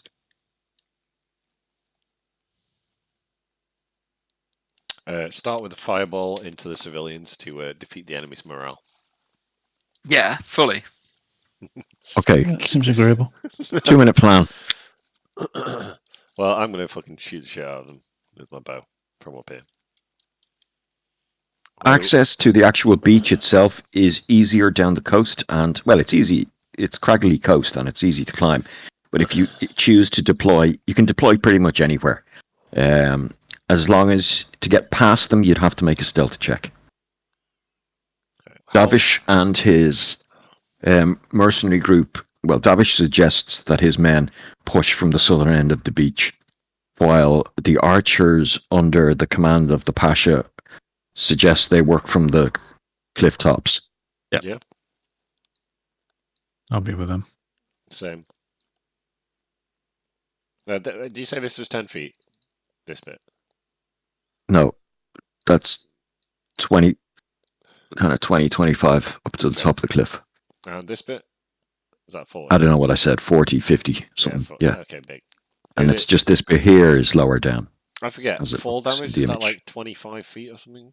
20? No, fall damage happens after 10 feet. Ooh, okay, fair enough. And it's a d6 damage for every 10 feet. However, you can mitigate that with good athletics rolls and things like that.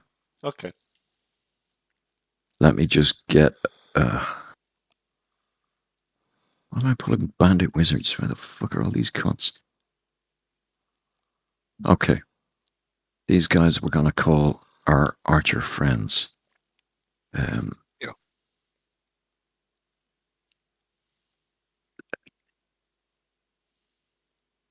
Did I count wrong? I think I did. It's 12 1, 2, 3, 4, 12. Okay. So this halberd thing I that think was I did. robbed, what the fuck is like stats? Because I've only got like a standard halberd in my inventory. Hang on a sec. Oh shit! Fuck's sake. That's probably it, Vic.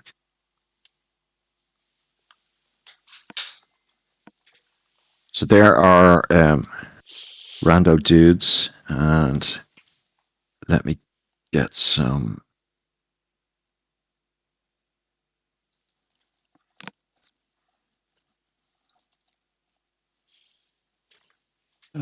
Cat's got zoomies.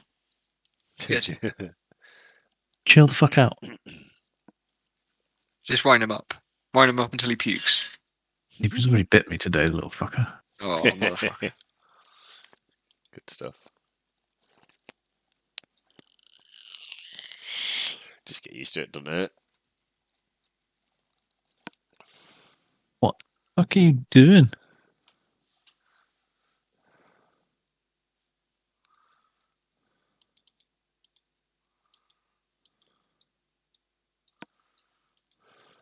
Oh, don't do that. They'll do for the other guys.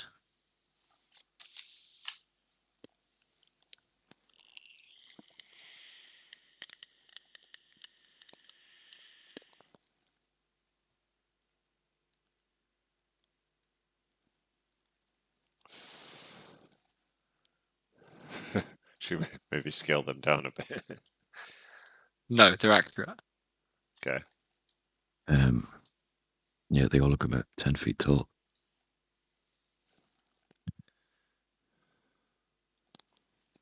That'll do. Oops, sorry. Okay, what else did I want to get out? I needed... Okay, that's all the characters out. Okay, so for deployment, the Pasha is going to roll... They're going to try push up as close as possible to the camp while looking down over and begin firing. Initiative is going to kick off whether they fuck this stealth roll up or not. Um, And they fuck it up. Right. So this, let me see if we can duplicate this grid on top of that, because I think that's easier to see, or is that confusing to people? It's easier to see does for me. like tartan. That'll be fine. Yeah. And we're using the black grid rather than the white grid? Yeah.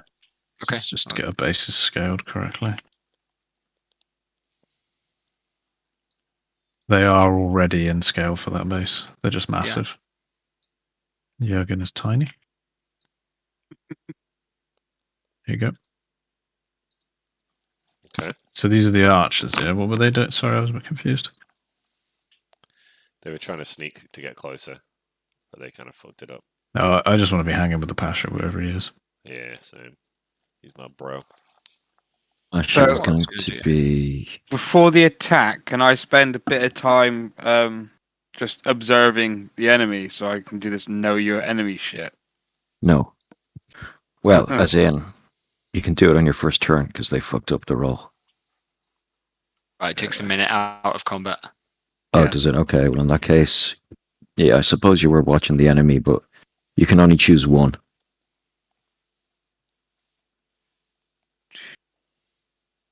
We know her weaknesses. It doesn't give me weakness. It just I can pick to know like strength, dex, constitution, armor class, or HP, or total class level. Information about its capabilities compared to your own. Mm-hmm.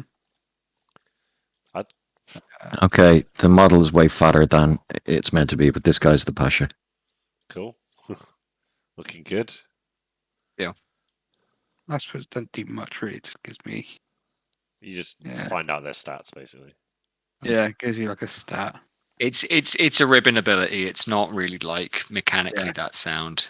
We've all got those, yeah. Okay, let's get some initiative rolls on. If we can just do these one at a time, can somebody volunteer to take notes here? We'll write it down and roll first. So I got a +9 on initiative, so 21. Good. Sam 19. Good.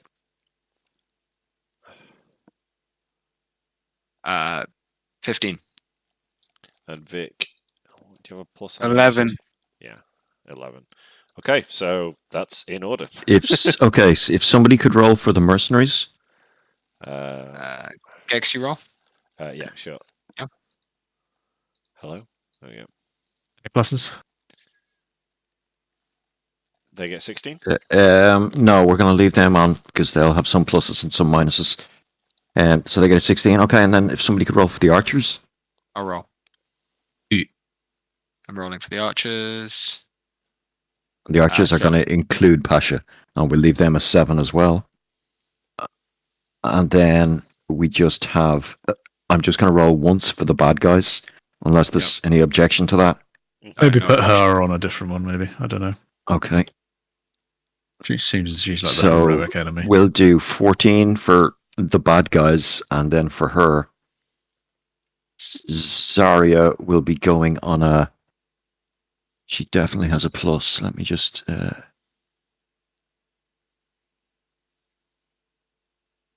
Okay, stat +7. She'll be going on 16. So that's the same as the Mercs, so... Okay, put her to 15, Okay, that's the same as Jed. just to be easier. Oh, well, in that case, put her to one higher. Okay, so she's in between Mercs and Jed. Cool. Cool, yeah. Okay, so this is probably going to take the rest of the night. It's 9 o'clock now. We'll fight the fight and we'll see how long it takes. But it will be a chunky one because we've so many NPCs working. So if we can... We can help you move shit. It's fine. Kick it off. Yeah. Actually, they'll be acting as units. It's just a case of rolling fucking 40 D20. Hmm. Okay. So this is where everything is, right? So, I want to be with the Pasha. Oh my god. Okay, let me I guess I'll be... Okay, let me take notes. This is Zarya's hit points. Then we have I will stay with Sam. Ogre 1. Good to go for Pete. Ogre 2.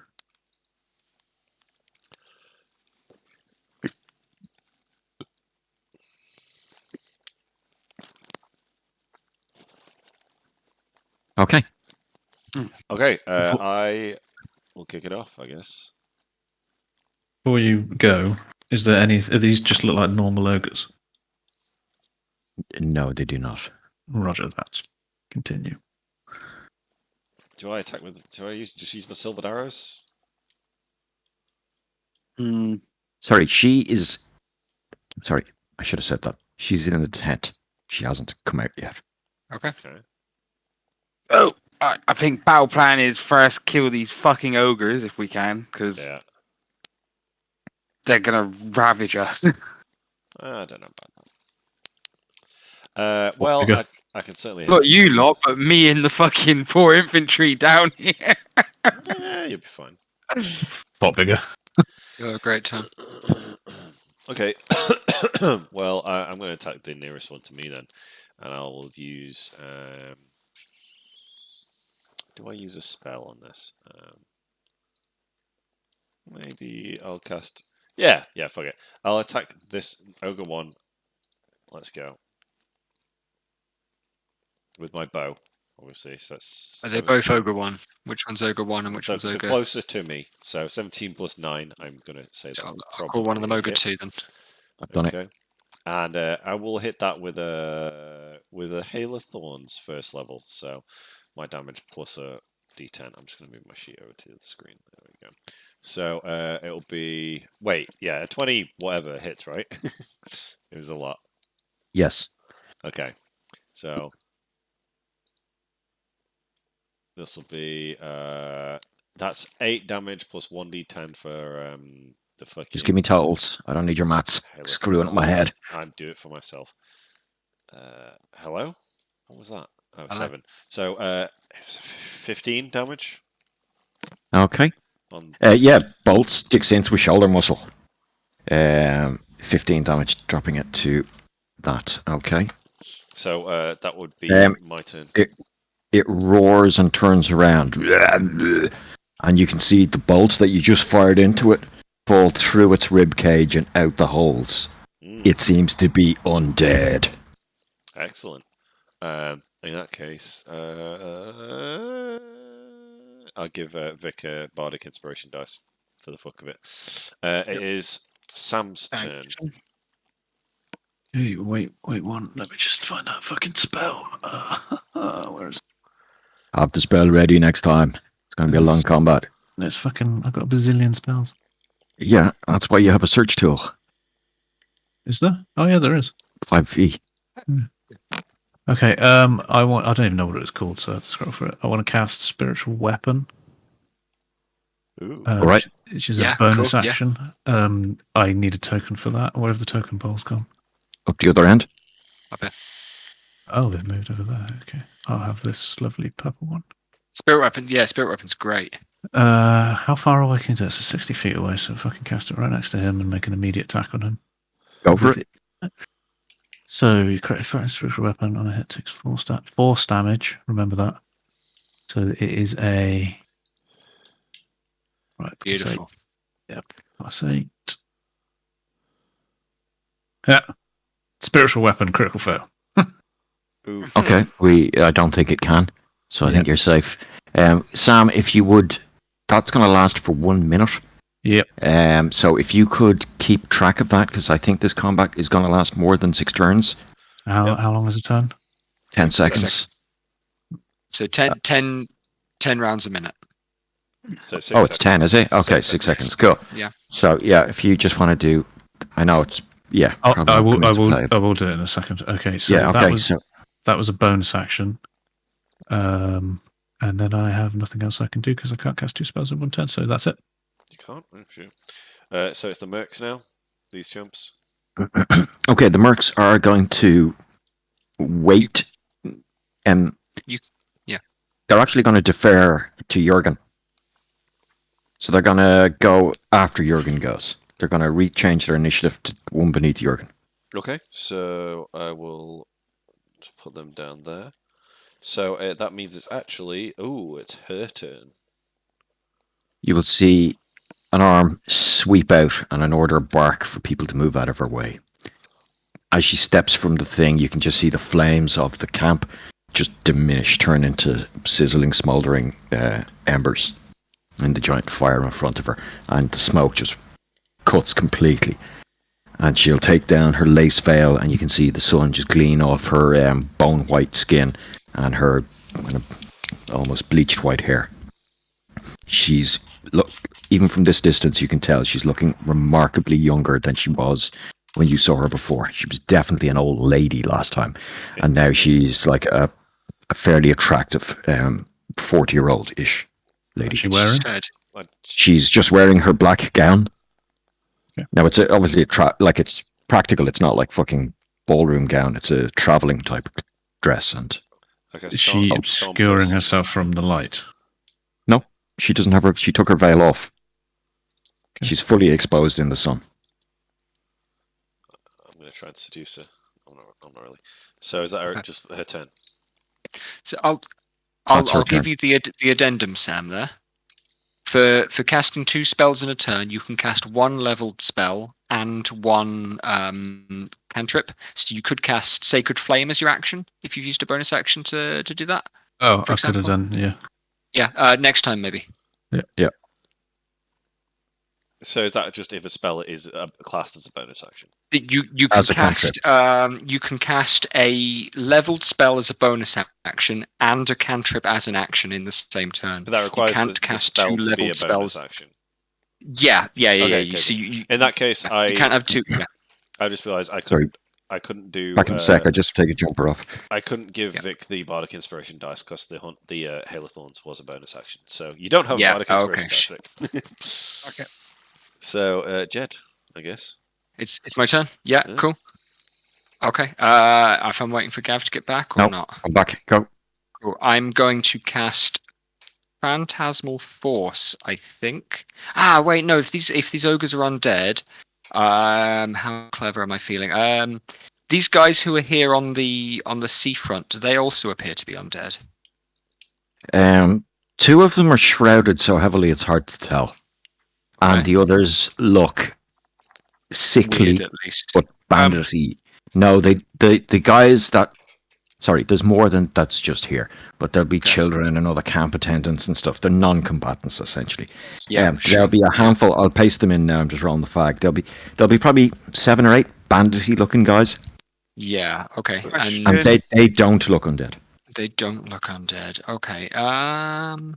Question. Yeah. How many vials of fucking holy water are these fuckers? 2 each. 2 each. You've got 4. Okay. Yeah, everyone's got 2. Jurgen's got.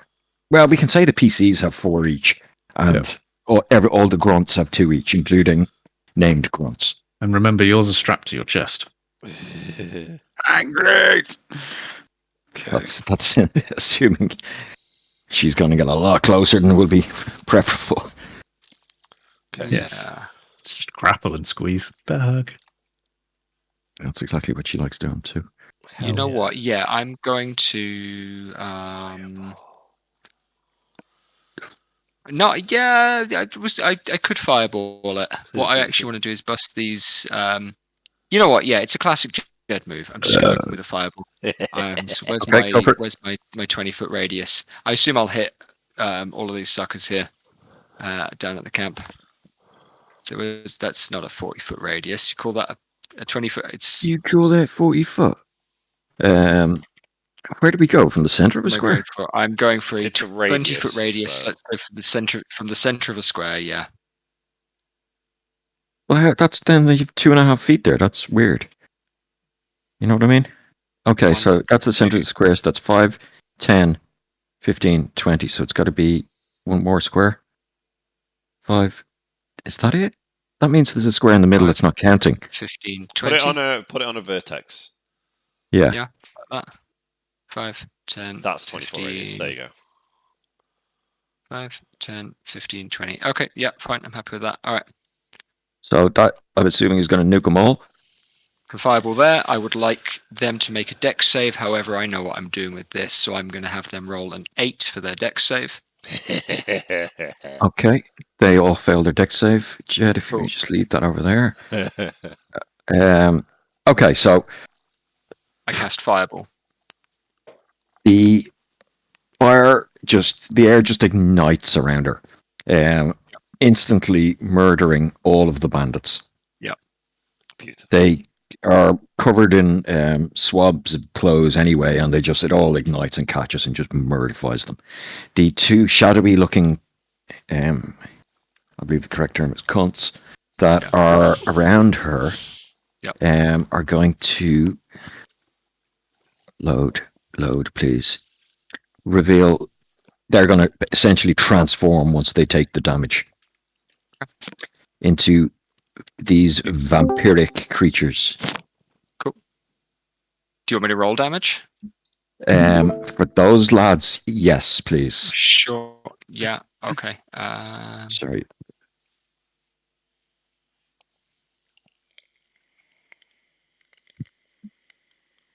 And I know that she's at best resistant. That's a 26. Okay. I mean, it'll do a little bit of damage to her, no? So yeah, her clothes go up just like last time. Bits of them Yeah. do anyway. Yeah. She kind of pats them out. The rags that the others were wearing completely engulf, and by the time the flame dies down, what you're left with is these two very feral-looking vampires, ornately dressed with like just jewelry and very kind of nearly Egyptian-looking kind of clothing and jewels and markings on them. And what you did, 26th to those guys. Yeah. I'm pretty sure they don't have resistance. Let me just check it. Damage resistance. That, okay. No, they don't. So 26 to both of them. Sorry, they get dex saves, don't they? They. I mean, You yeah, I said they all rolled failed, but yeah. a dex save, but Oh, they can. Oh, that was the dex save for. Yeah. These guys are on. They've got a better These guys dex are than actually competent. Yeah, these have plus Yeah. 6 death saves. So the DC's DC 16 for a dex save. And both of them fail. Cool. Yeah. Worth checking.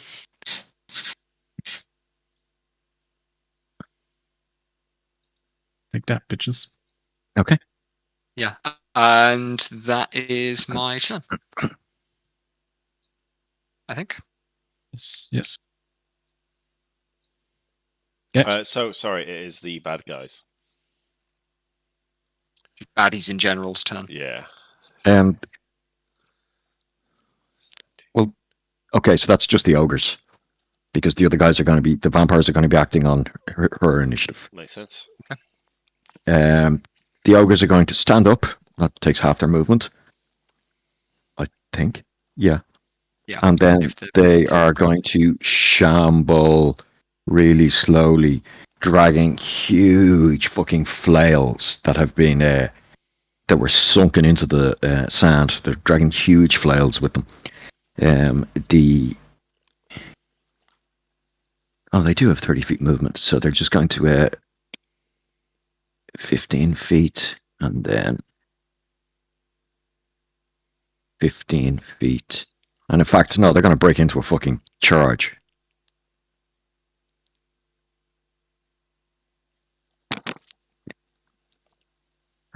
Someone should be there.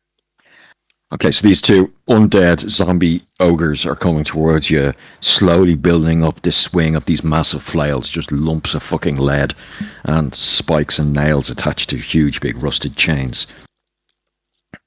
That's their go. Who's after bad guys? It will be Vic, and then the Okay. mercs. So for the mercs, I'm gonna say front 5. I'm gonna tell to throw a vial of thingy, holy water at ogre 1. Next 5 to throw holy water vial at vial ogre number 2. And then also to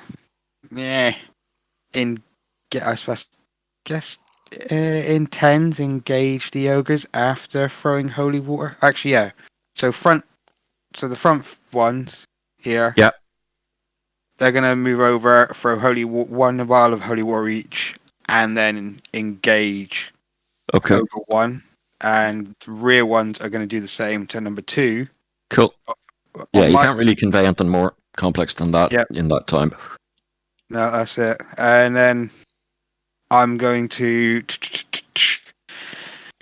let's have a look. How far away are they from me? You can certainly attack them. Yeah. I Also, definitely not can. picking on Vic, but if people could plan their goals when it's not their go, Yeah. it'll Sorry. definitely speed this up. No. We'll do it. No, that's right.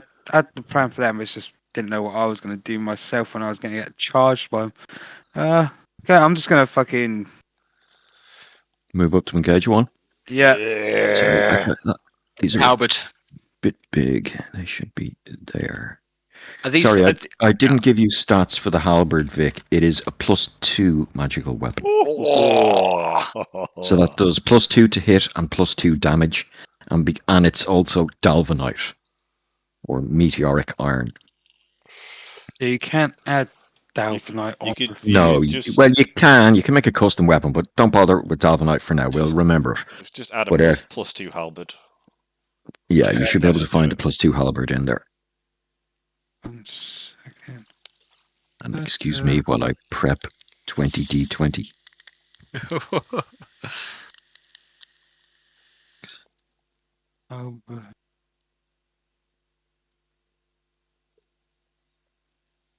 Okay, so make your attack.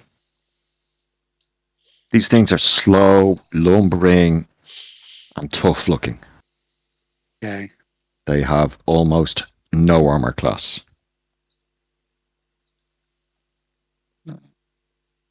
Are they size large, Gav? Yeah, they are. Okay, cool. Yeah, I'm just gonna go into it.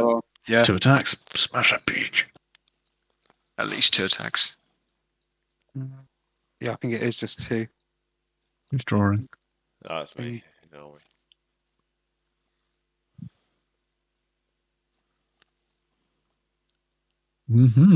Juicy hits. 2 hits.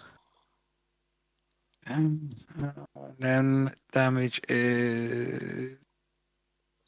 Make sure you equip your halberd +2 as well, if you haven't done it. Yeah. That is... Should be 1d10 1... +6. Yeah. Oh, fuck. You +4 strength, yeah? Yeah, okay, then. Take that. I'm not seeing any dice here. 16. So it's a 16 for the first hit. And then another one. Yeah.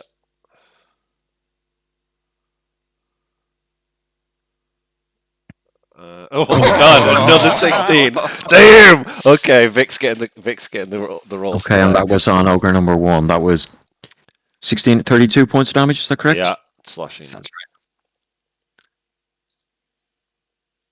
Okay, I can't add that number quickly in my head. 32 of that is 30. Put them down to 30. Okay. Cool. That's both of Jurgen's attacks. The thing just feels fucking amazing in your hands. Even though it was obviously designed for like a man of about 7 feet and looks like it should weigh a load, it just swings so perfectly. It definitely cleaves down, shatters bone, bits of this fucker just drop off and fetid stinking. My asthma, and you cleave a shoulder and most of a rib cage and one whole arm away from the thing's body. Instantly, the stuff starts to turn to ash or dust and mix with the sand and is blown off with the coastal wind. These things must be ancient. After Jurgen's go, it is the archers and it's the mercs. They were holding action until after Jurgen, weren't they? The mercs are going to. The first 5 are going to throw vials at the one on the right.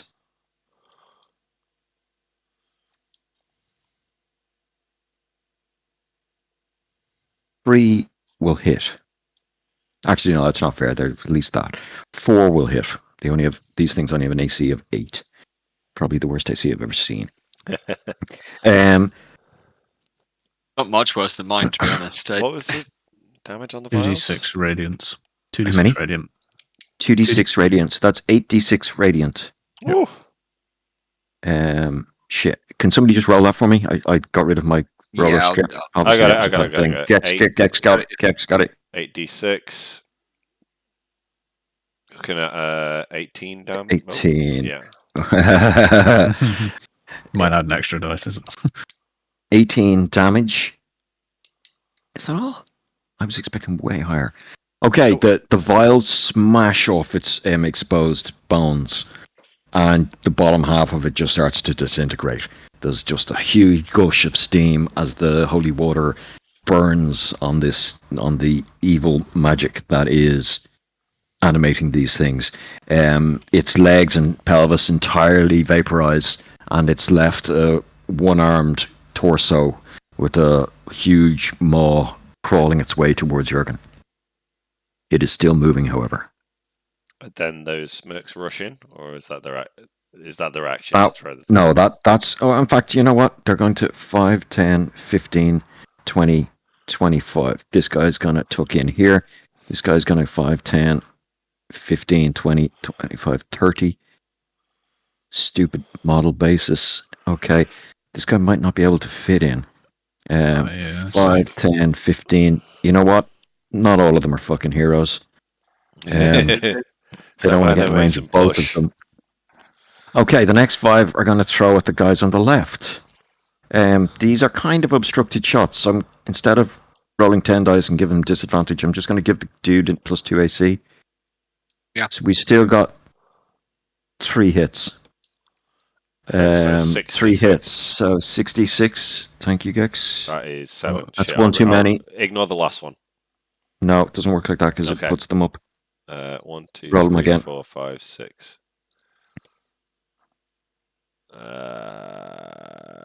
16. Ogre 2 takes 16, bringing it down to... Okay. And then they won't these be able to guys... reach. That was their action, but 5, 10, 15, 20, 25, 30. And then these guys... Okay. They don't want to get too far into the water because it becomes difficult terrain. And then these lads are going to move up. Just to really massive arms push it. They will not be throwing their vials. Yeah. Okay, so now it's the archers and the pasha. So is he going to lead them, or...? He's basically directing them, yeah. Yeah, unless we say anything in our rounds. Yeah, you can obviously shout suggestions and stuff. But what we have here is arrows coming down on the nearest ogre. Okay. It's a whole volley. Oh boy. How many ones? How many ones? One. There's a 1. Yeah, we're not going to bother for that. So basically, these guys are probably going to only have like a +1. So 7's hit. Okay, so that is... Jesus, that's everything. Oh, there's a 3 and there's a 1. And a 6. All but 2. Wait, yeah. Oh, crap. No, there was... Yeah, it's all but 2. There's a 6 there. That misses. Oh, that's 6 as well. So there's 4. 4 miss. Okay, so these, like I said, these are short bows. D6, I believe. D6 +1. So it'll be 16. 16 D6 +1. In fact, don't bother rolling that. This guy is fucked. The one on the ground that's been shattered has just kablooied.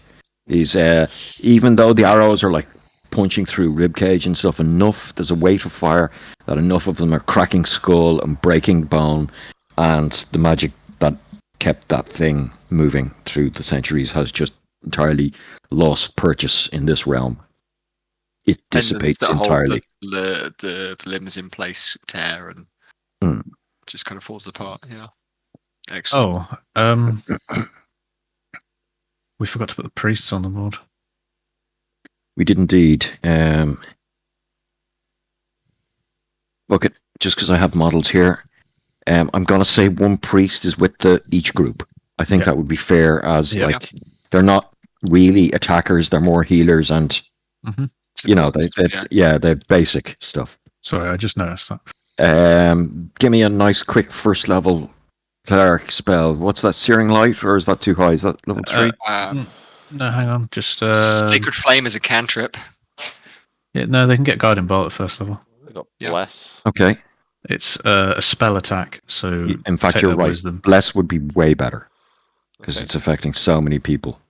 It's up to 3 creatures. Jesus! It used to be fucking AOE. Up to 3 creatures. In that case, no, we're going to go for an actual attack. Yeah. So, what were you saying, Sam? Guiding Bolt? Yeah, Guiding Bolt. It's spell attack, so it would be like the Wisdom. 2 hit. Yeah. Okay. Wisdom plus proficiency. Yeah. This is going in on...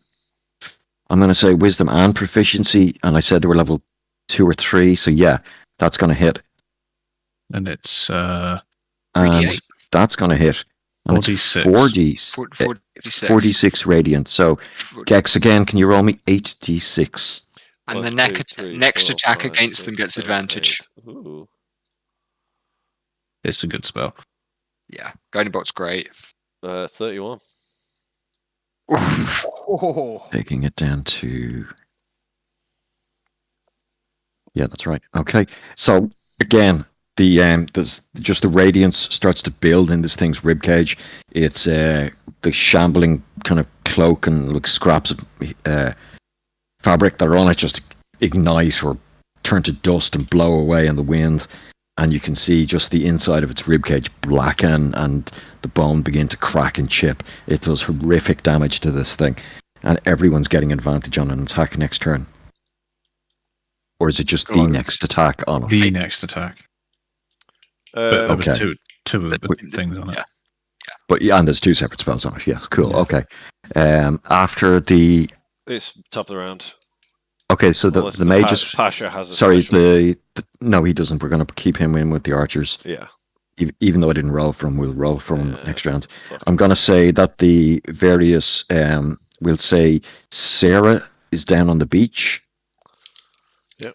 And... Noodle Boy is at the top. yeah. It was actually Ramen. What else? He's up top, and again, they're going to act with their groups from now on. Yep. Okay, so next. Okay, I'd like to start... this guy's going to die, so I would like to see if I can shuffle along this cliff a bit. I've got 80-foot range. Oh, shit. I've got 80 Don't bother moving them. You can get in behind them. Okay, so... Off board, like, you know. So, yeah, Short we say that's 80-foot range-ish to these guys for a hit? Because I was here, I can move 25 feet, and I think, from what I can tell, it's about ranges about on the vampire. Oh, nice. I got a tool for that. So I think I click on the vampire and then click on you. Yeah. Or something like that. 65 feet. So definitely within. Provided it's scaled, but we'll fucking take it. Who cares? Okay. That'll do, yeah. I'm not arse counting all that shit up. Have they taken damage? Yeah, two vampires got fireballed fire for 26 points each. Okay, cool. So I'm going to target the centaur one. Well, I'll just roll first. Vampire 2 here. Yeah. Okay, vampire 2. Plus 9 to hit. Ooh, 16. 16. And what? May I ask what type of weapon you're using? I silvered arrow. Crossbow bolt, right? Yeah, crossbow bolt. Sorry. Ah, yes, but the type is what I was looking for. Cool. Okay. It's a +1 crossbow. Okay, give us a. And sorry, what was it to hit? It was. Oh shit, I forgot now. Did you roll hit? Yeah, it was 16 to hit. Cool, that hits. Cool, and so I do. All right, this is those ranger turns. I'm casting a 3rd level as a bonus action, Hail of Thorns on it, but the base damage is 1d8 plus 4, I believe. So we got 5 plus. This is where it gets annoying. 5 plus I get Colossus Slayer because he's already damaged. So 1d8. This is just on the first one, so 11 plus my 3rd level Hail of Thorns, which is 3d10. Now this applies to him and anyone within a 10-foot radius of him. Okay. So aiming to hit both of them, basically. All 3 of them. So all 3 of them take 16. So the guy I hit. What type of damage is it? Hail of Thorns is piercing. Yeah, piercing. It's all piercing damage, I believe. Okay, so the 2 vampires get damaged. She doesn't. Okay, so the guy I hit takes 11 damage from that, and then both 16. The vampires take 16 additional from Hail of Thorns. So vampire 2 takes 11 and 16, which is 27. Yeah. And then vampire 1 takes 16. 16, yeah. Okay, vampire 2 is looking pretty fucked. Why doesn't she get damaged, Kev? Because she's immune to any. Oh, it's any non-magical. Yeah. Weapons. So she will take very damage. distinctly from a spell. Yeah. Yes. Sorry. Yeah. So she's immune to bludgeoning, piercing, and slashing from non-magical weapons. So yes, she is taking damage. So throwing a magical and that crossbow was with a silver arrow. six. Well, 16. no, that didn't do shit to her. It was the hail of thorns. Yes. Because Yeah, obviously that sorry. was aimed at I her. was shooting the So vampire sorry, with the 16. arrow, Yeah. Yeah, cool. Okay. After me is Sam. Okay, I'm going to do my bonus action first. I've already tagged this down as well. 5, Cool. Yeah, I saw that. 10, 15, 20. So he's not in range, but I'm going to move it forward. So that's my bonus action, and then I'm going to move. We'll say this ledge here is also up high. But after that, where it appears in the graphic, like So it's not 30.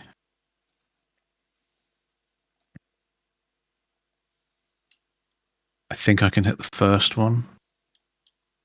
all right. And I'm just going to do a Sacred Flames Dex check, please. Con 16. Con 16. You should be able to hit that.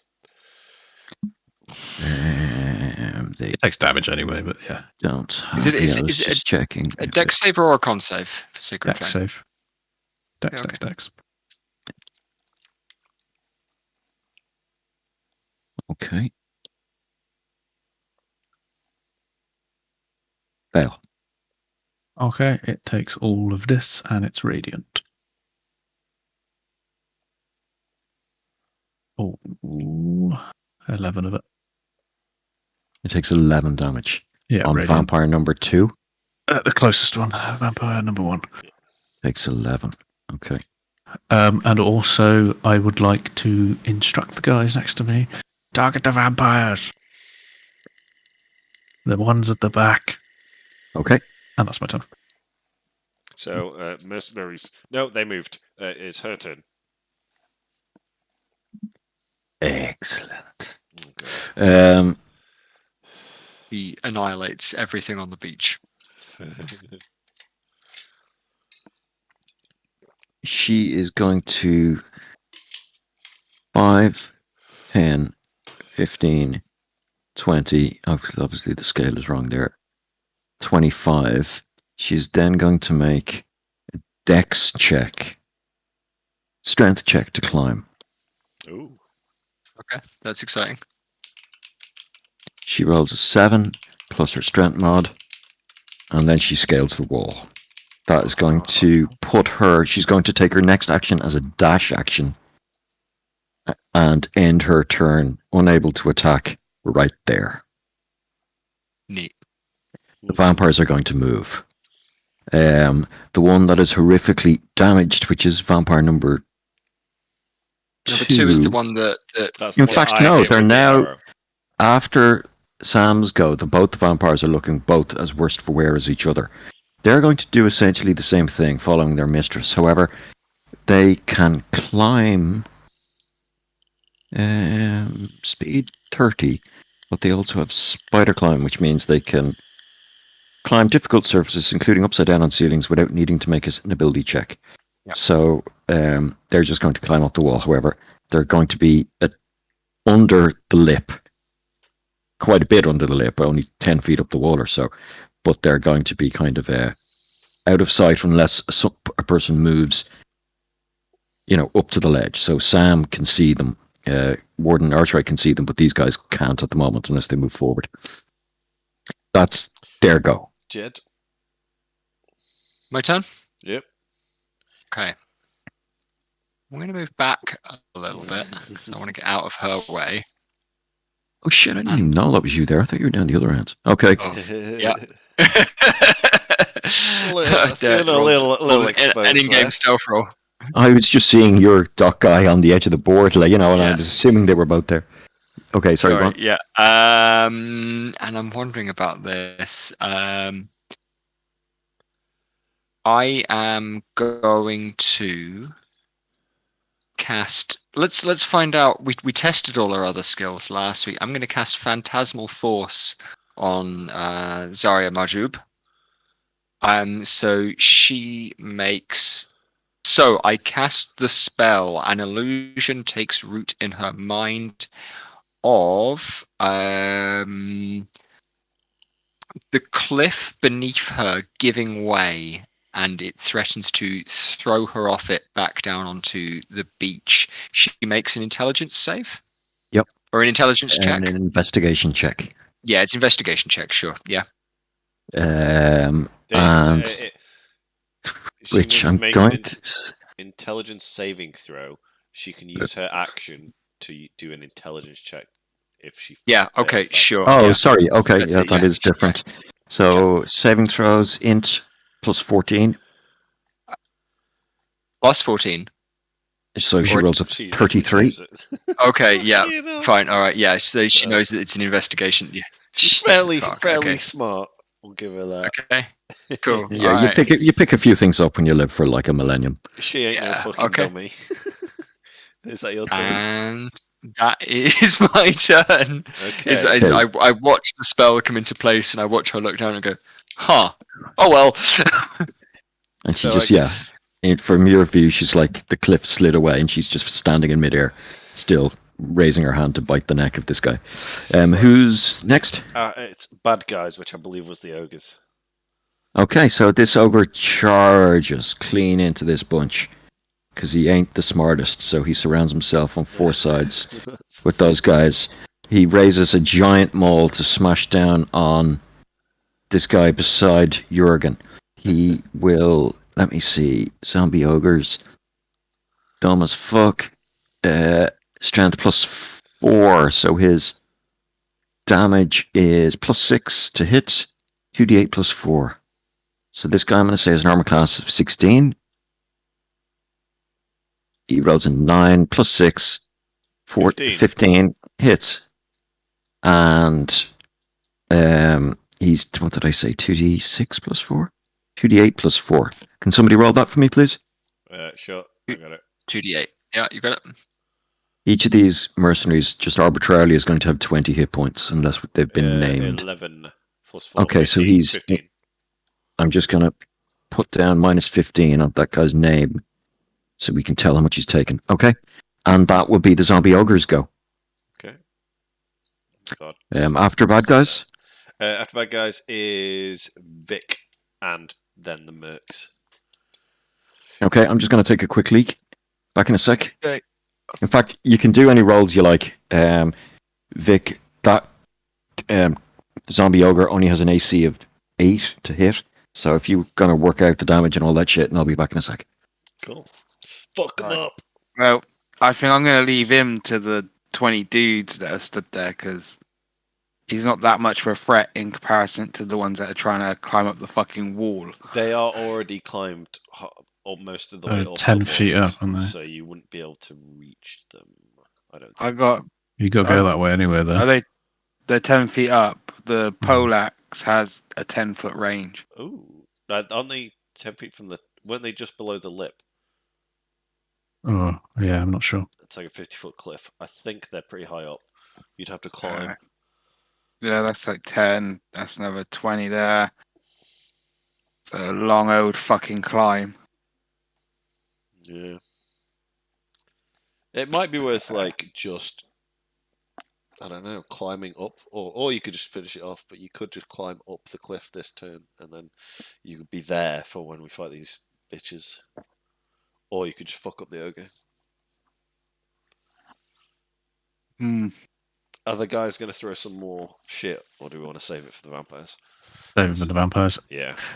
I think it depends. agree with that. Depends what she is, but normal vampires on their regen can't regen if they've taken radiant damage in a turn, so they can't regen that turn. I think we established that she regens 30 health a turn, so... He did say, Gav did say he was going to look that up, so that might not be the case. We don't know yet. Yeah. Sorry, go for it. Because I So- definitely didn't look it up. You when I asked you last week was if she regens from radiant damage, and I did read that all the other normal vampires in the D&D Monster Manual can't regen the turn they take radiant damage. So I don't think this is from the Monster Manual. Yes, that's although why I could be was wrong. There's a couple of clarification. other books I've been using, and they seem to have more interesting monsters. Yeah. So let me look. Rejuvenation. No, regeneration. Because it was like if they're stood in flowing water, direct sunlight, that kind of If a shit. magical piercing weapon made of blah blah blah blah blah blah blah blah blah. Yes, you can get a direct hit on the heart. I think we set a threshold for that. Like It's got to be a crit. Yeah, it's got to Yeah. be something special. Yeah. No, Sam, it can regenerate radiant damage. Cool. Ella. Um, And how high up are these vampires? Are they 40 feet up the cliff or 10 feet? no, those guys are only about 10 feet up. Oh, okay. They're low down still. Okay. What's that? So that And might change it. 20, 30. Then I can't even necessarily. No, I won't be able to You get there could anyway. action surge the dash and then hit them. Or even if I move, I could dash and then, yeah. Yeah, that's what I mean, right? So dash is your action and then action surge the attack against them. Yeah. What bonus actions could I do? Anything? Oh, I could charge as a bonus action, which allows me to attack. That's when you use your action to dash. So you'd be using action to dash Yeah. anyway. So that does Yeah, mean you can Yeah. get an attack, but that is your What bonus about- action. So that saves you using your Action surge. action surge. Yeah. Yeah, I So- wouldn't use action surge this early in the fight. Yeah. So yeah, I think I'd do that. How far can I move when I dash? Double. So you can definitely get to them. Get to You them. can move 60 feet. Okay. So yeah. So I'm gonna move like Yeah, there. certainly. That's about right. It is tactically better to move so your base only touches with one of them. Unless you want Or to. even, there, because that way the other one. So even though 10 foot up the wall, you do have this massive halberd, so you're Yeah. within striking distance of them. Poke it up Yeah, their bum. It has got 10-foot range. as well. So now, Okay. you if you use that charger, you can make a melee attack with a +5 bonus. Pretty good. Bonus to attack and damage.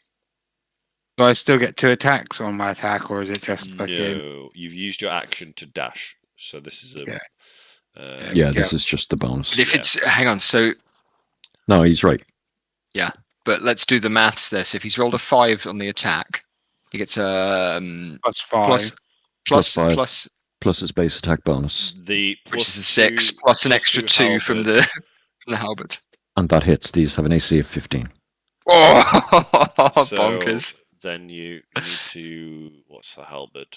So, 1d10 plus 11 because you got a +5 bonus because of this. holy shit, that's a chunky hit. So what am I doing? Roll a d10. Yes, your damage.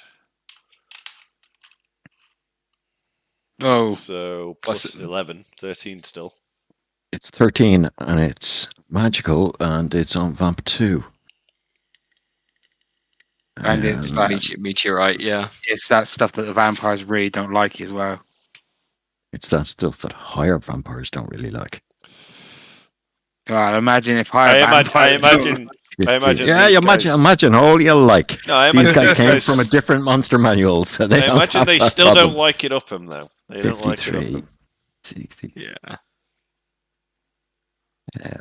Yeah, this thing is it falls down off the wall and drops at your feet, but it twists up and pounces back to its claws and is going to leap at you next turn.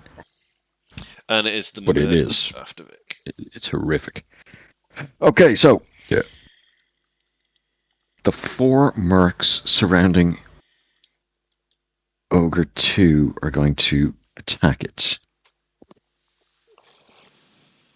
I'll roll more if necessary. Oh, fuck's sake. I'll roll more if necessary. We've got only 1 hit there. Oh, the mercs are more competent than the others. We'll call that 2 hits. It was an AC 8, wasn't it? So the 5 will hit.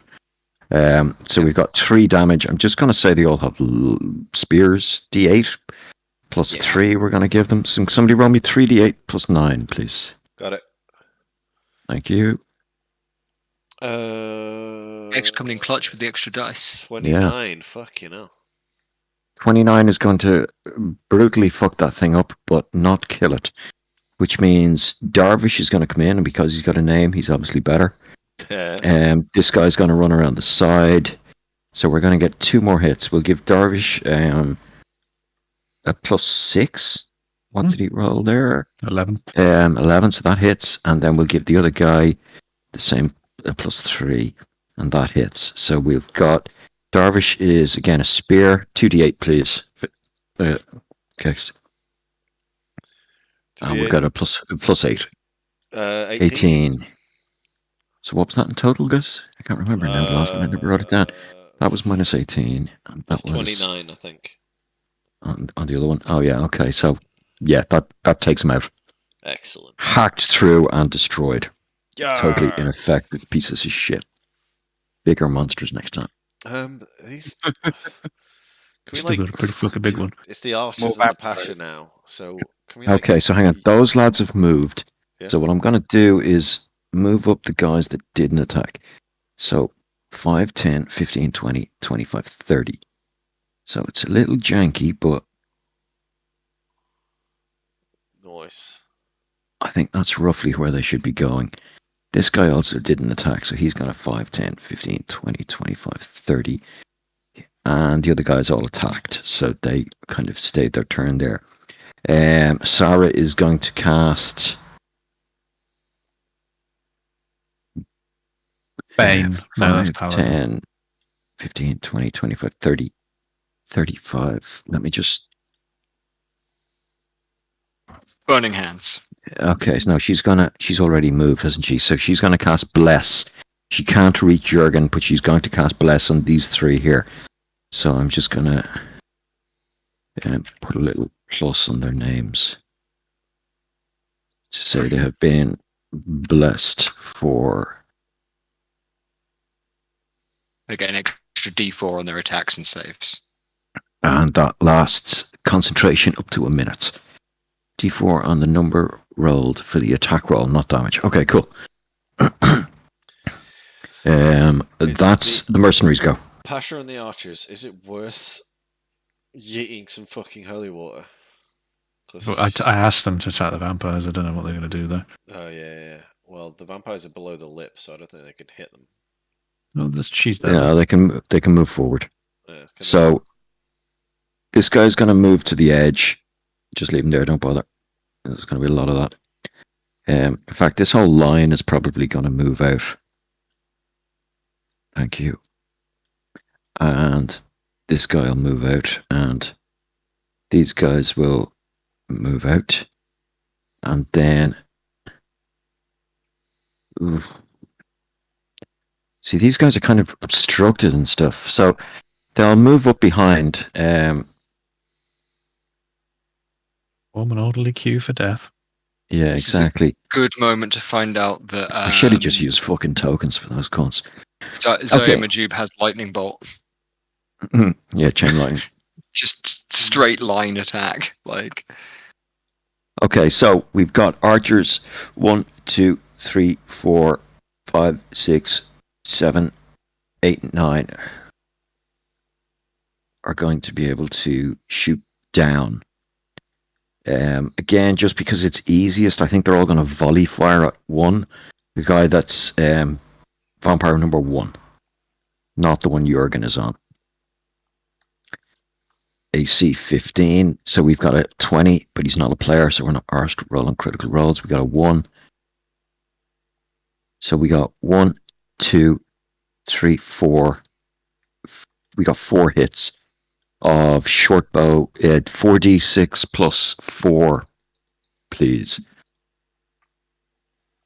On it. So, 19.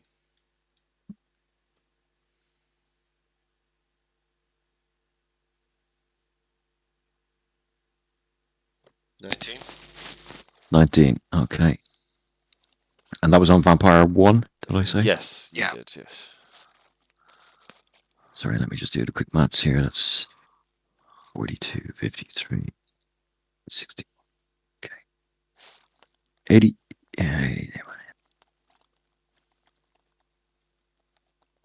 Okay. He gets peppered with bolts. They don't go in very far. Or arrows, should I say.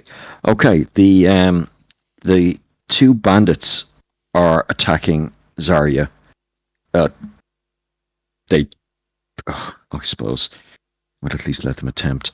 The bandit that she surprised and basically jumped upon is going to drop a short bow, draw a short sword, and attack her. It's obviously now there's a 1. Yeah, he fucking fumbles the fortune. Now, well, yeah, that nothing good happens there. The guy that's beside her reaches for a vial, throws it, and arcs it out onto the beach. All the guys that are behind, I'm going to give the guy that's behind the guy that she's in front an attack as well.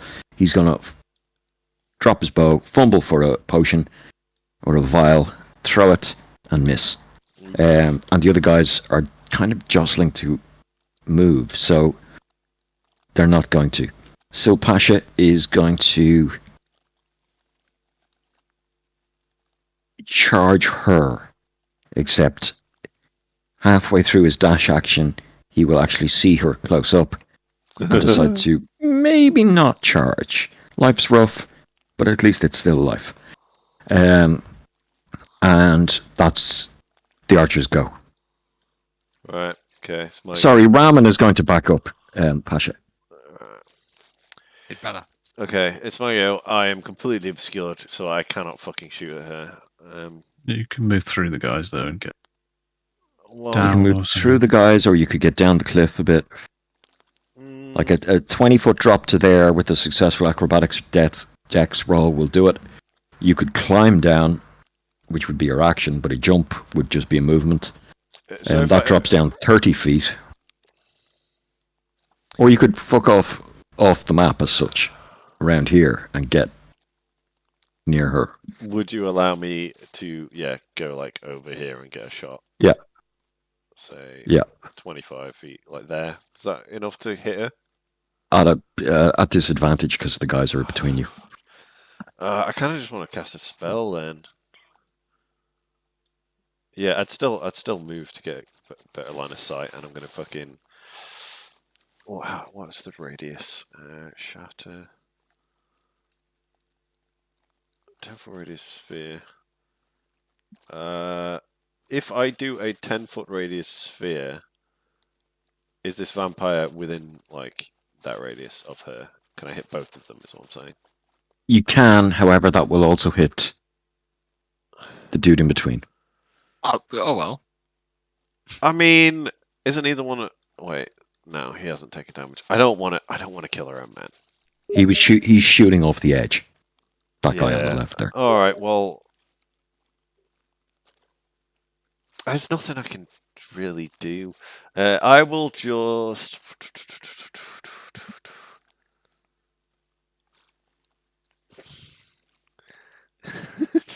Vicious mockery. No, I will. You know what? I will cast a fucking. You can do or anything. Do it. It's a. I've got buffs. I can buff. No, no. You know what? I'm gonna. Are the vampires wearing metal? They have metal wristbands and like arm torques, and there's bits of metal on their tunics and stuff. Yeah. I will target Vampire 1 with. I'll use heat metal on his shit, and that is 1 action. Oh wait, am I concentrating? No, I'm not. So yeah, I'll choose his wristbands and shit. Cast a 2nd level heat metal, and that is simply. Oh fuck. 2nd level 2d8 fire damage. Might do something. There seems to be no save for it. Yep. So yeah, he takes 7. He makes he can make a con save to drop or throw away the item. Oh, sorry. Yeah. Takes, Sorry. but only after he takes damage from it. So I think it's next Yeah, turn. it's on Okay. his turn. He can take an action to pull it off. Yeah. So That was 7 points on Vampire Witch. 1 or 2? 1. one. Am I concentrating on that? Yeah, concentration up to a minute. So Yeah, next turn because it he'll take lasts, damage. keeps going. Okay, I'll keep that up. That's my turn. Yeah, And you can it'll see be the glow quite hot, and his wrists just fucking, the dusty dry skin just ignites, and it's like so it he's is screaming. Milady's turn. No, it's not. Sam's Milady's. turn. Sam's turn. Sorry. I'm going to use my bonus action, move that there, make an attack on Vampire 1 with it. Try and spell again. Just say. What is your spiritual critical weapon, by the way? A longsword. That's a crit, by the way. Yeah. Okay. Just double damage. We won't draw a card because Yeah, so it's 1d8 plus 5, and it's it's your magical weapon. It's not yours. force damage. Oof. 16 plus 5. 21. That. Fuck. Oh shit. Gex, those things were down the cliff. Yeah. Okay, yeah, so you couldn't see them from your position. Okay, just okay, now fuck it. It happened. Can I move you though?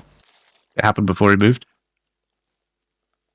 What? No, I'm moving Gex to a position where he could see them. If you want, I'll just do the damage. Would I mind if I moved you there? That's fine. And we'll say that's a little outcrop of rock. Yeah. And therefore you can see them climbing up. You hit them with the thing. Yeah. So your spiritual weapon comes in and cleaves at his legs, and they just drop the whole body with like sizzling, fiery hands, and now missing his missing the lower half of both of his legs. Just drops off the cliff face and hits the dust. Okay. He dead. How far was the drop to this bit? That was 30 feet from up top. Oof. Which will require an exceptional acrobatics. Leviosa. Or a bit of a sprained ankle. Or like 2d6 damage from jumping it. I am going to cast Enhance Ability on myself and give myself Cat's Grace, giving me advantage on a dex check, and I'm going to jump down. Okay. So there's the jump. Wow. I'm scared. I will take that 19 plus slots. Oh, not plus slots, plus 1. Oh, that's perfect. You land. Yeah, and then so that's 5, 10, 15. I think I'm just going to chill here. Okay. Right, so now it would be her turn. Okay. She gets 3 vampire attacks.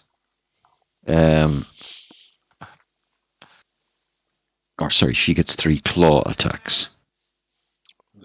Doing the 2 claws and a bite. No. Okay. She can either do a bite or claws. Okay. Even that 7 is going to hit on plus 15s, and that's going to kill those 3. I'm not even going to bother rolling. These are the grunts. These are only 10 hit points. She easily does that. So I've just done something stupid. I tried to lock my concentration token to myself, and now I've made my thing unmovable.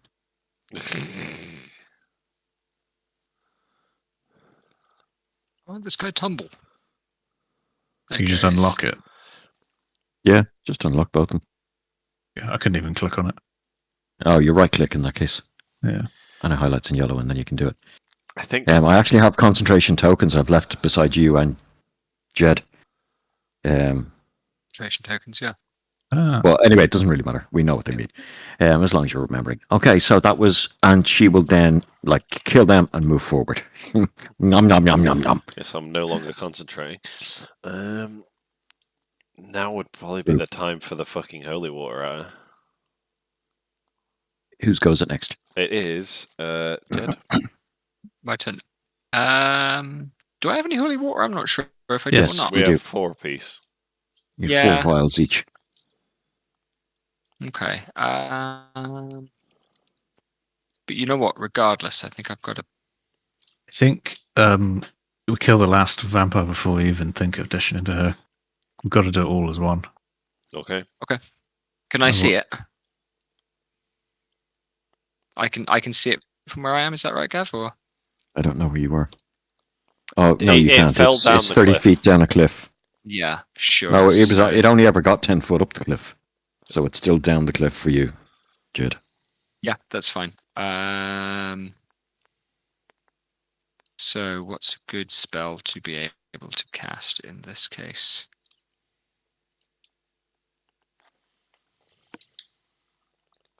Sorry, I'm just checking this over. I think I've got to turn and lay into her. I think she's the only target that I've got in mind. Yes, I would agree. And rather than going in with my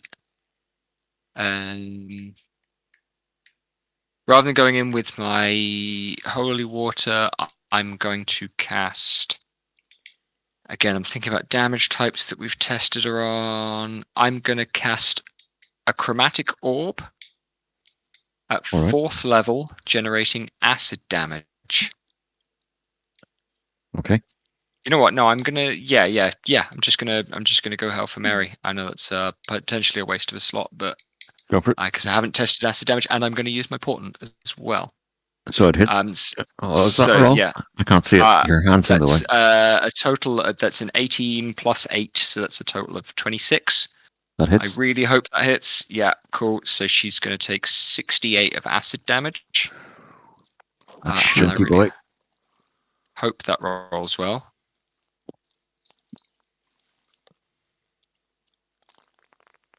Let's find out how I've rolled. Pretty poorly. Yeah, cool. Okay. But I make a nice green blob, swirl it in my hand, and hit her in the back with that. Yeah, the acid just splashes off her, dissolves the back of her dress. You're looking at, like, pretty fine glowing in the moonbeam buttocks here. Oh, yeah. And the dress just kind of essentially falls off her. Yep. Does it appear to be hurting her at all? Oh yeah, like it's burnt in. You're seeing ribs through this, and you see bits of spine and her pelvis. It has dissolved the skin on her back. Okay, neat. I don't have that much cool stuff that I can do as a bonus action, so that'll be my turn. Except, I mean, I don't even think there's much point in me trying to move further away. Maybe I can move it back a bit further. So if I can get to be after Jed, it's Vic and the Mercs. I'm going to go for a wee. Cool, Vic and the Mercs. It's a great name for a band. There. Vic, you there? Yep, I'm muting myself. I had a bong. Sorry. I think I'm just gonna have to attack this fucker in front of me, and I go for it. After. He's pretty ragged looking. So slice that bitch. It's a hit. Yeah. Do I do my other attack as well? Yeah, you can. Yeah, roll bottom. Just in case I roll shit damage. And that's another hit. Okay, and then damage is D10 in it. D10 plus 11, I think. So 2d10 plus 22. That's going to be a big hit. Well, that's terrible. So that's 12.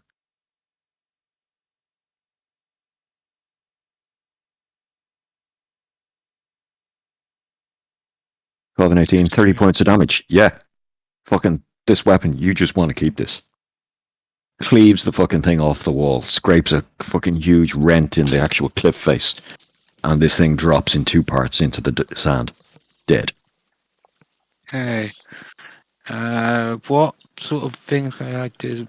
Can I use my movement to start scaling the fucking wall? Well, scaling the wall, you wouldn't just use your movement.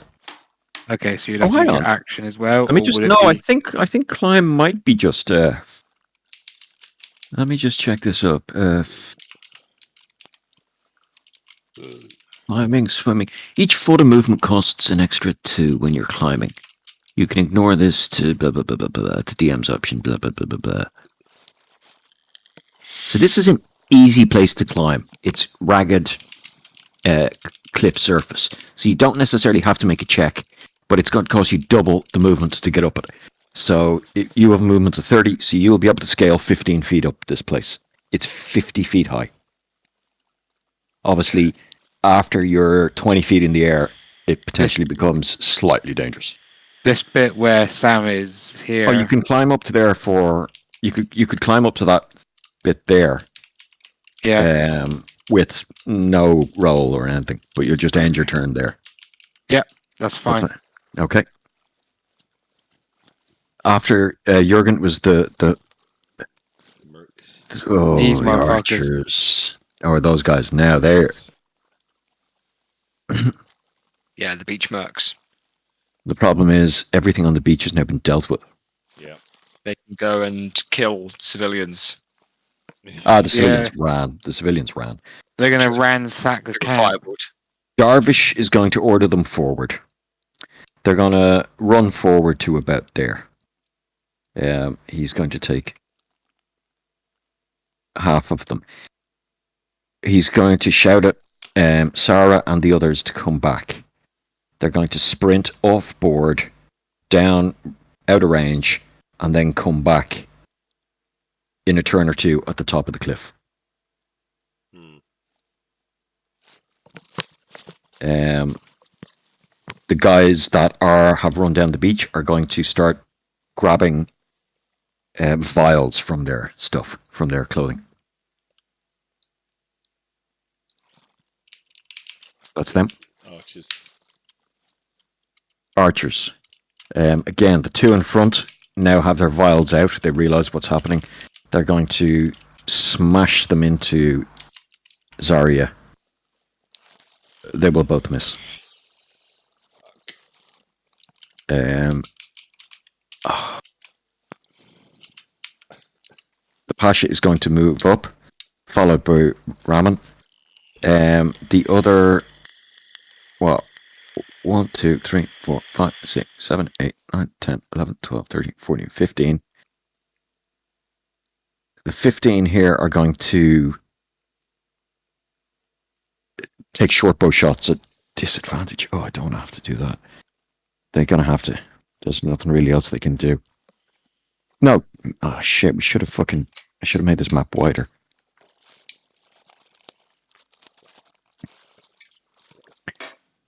Tell you what. Do I load up a new map? Am I arsed? Can we use our imagination if I shift this whole thing left a bit? Sure. Fuck it. All the archers are going to, except the two engaged, are going to back away and move essentially off the board. I'm going to move them out to kind of here. They're going to move there 20 feet away, and they're all going to take arrow shots at her. Okay. With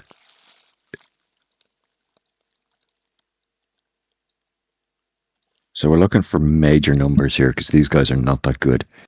Well, there's a 20. 16. 16 is not going to hit. 2 17s. The two 17s will be generous and say they hit. Okay, so 3. So we've 3 hits. And our arrows just shatter off her, doing no damage. Okay. And then there's a kind of a wave of panic starts to rush through them. The Pasha then draws his rapier and attacks. Oh, fuck. Again, he's not the most competent, but he seems to land a blow. The rapier also slides in and does some damage. It must have properties unseen, although it does fuck all damage.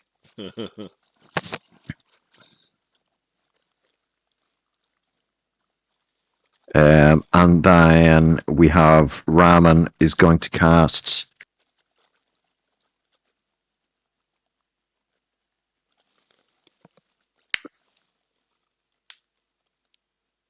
not spiritual weapon. What was it called, Sam?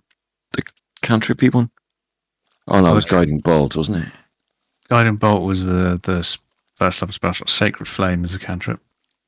Yeah, no, Guiding Bolts, they'll be out. He'll have enough slots for another Guiding Bolt. Yeah, so it's Range wisdom attack proficiency. bonus.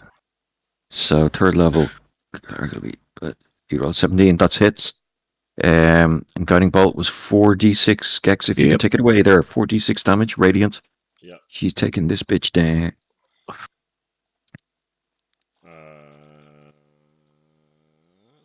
13.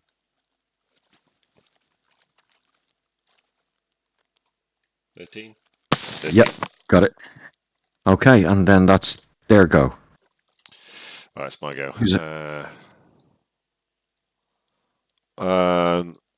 Fuck, what do I do? She's going to kill the Pasha. I don't want that to happen. There's not really anything I can do to stop it. Push him out of the way. Push her. I can't reach. I'm too far away. Shit. All I can do is shoot. Can you give him bardic inspiration to reduce die rolls against it? Yes, I can give him a bardic inspiration die of d6 in case he gets attacked. I will do that. A nice d6 lower on her attack roll. That'll help him a lot. I'm sure. Yeah, well, I'm doing it. Fuck it. And then all I can do really is fuck all. I can heat metal on her, or I can do a fucking shatter, which will hit her. Should I do a shatter? Will it do fuck all?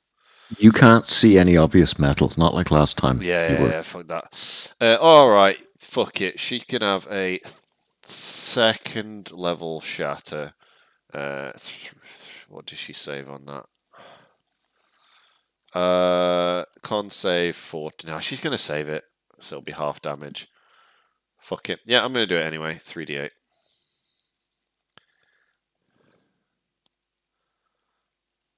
So con save 14. 18 damage.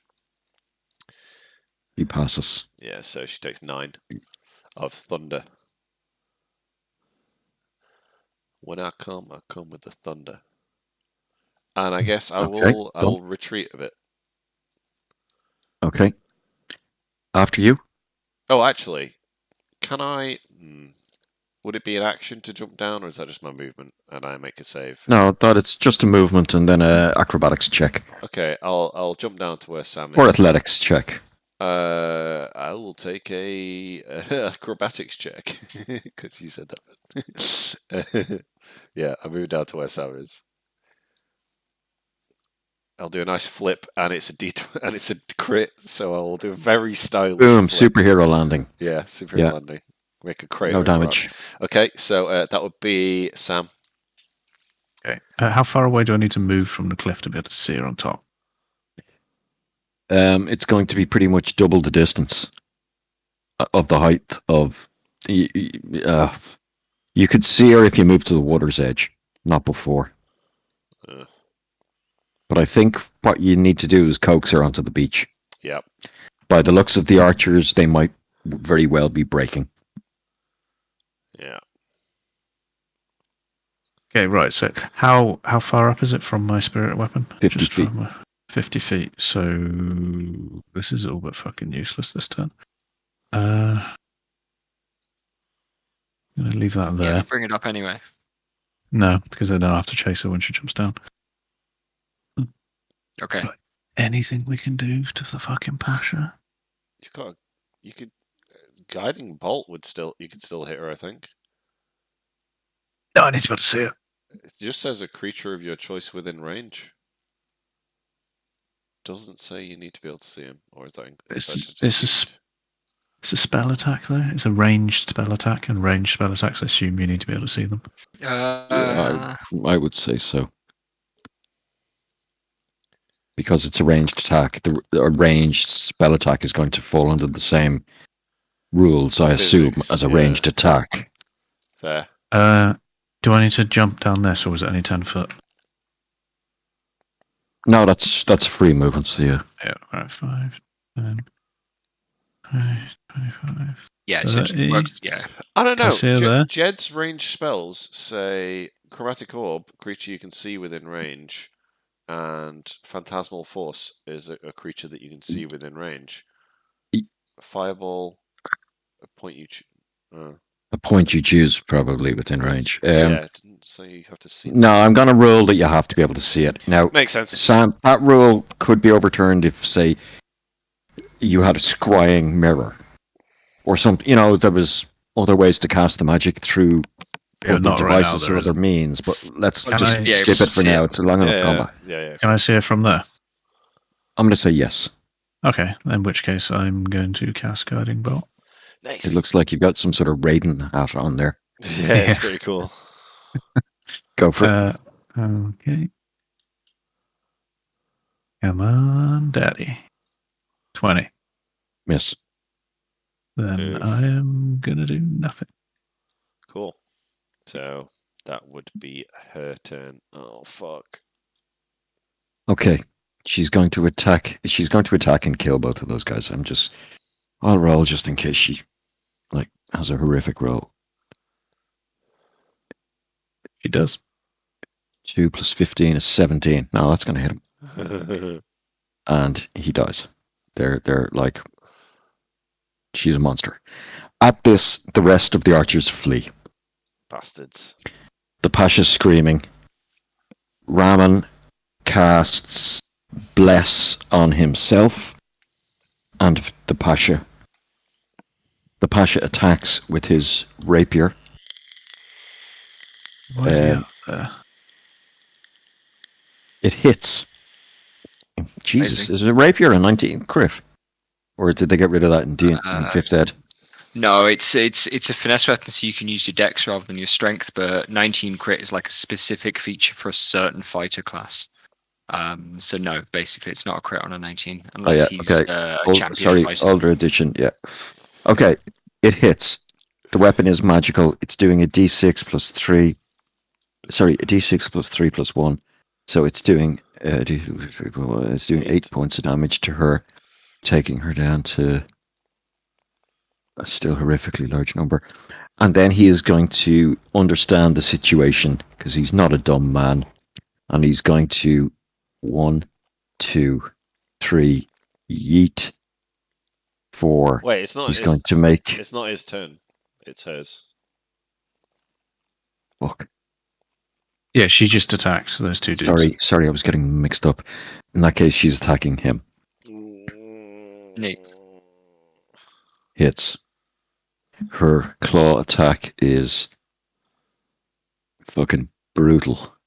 3d10, please, Gex. Wait, he has the d6. Would it make a difference? Like, is it more than 6 difference between his AC and her hit? 21, 6. No. So yes, no, it would. It would make a difference. Yeah. Sorry. Re-roll it. He's in chainmail. He's got an AC of, I'm going to say 16. And what yeah, roll it. Okay. And she rolled a 21. Oh, so sorry, it's I did 2 by accident. Yeah, okay, just re-roll.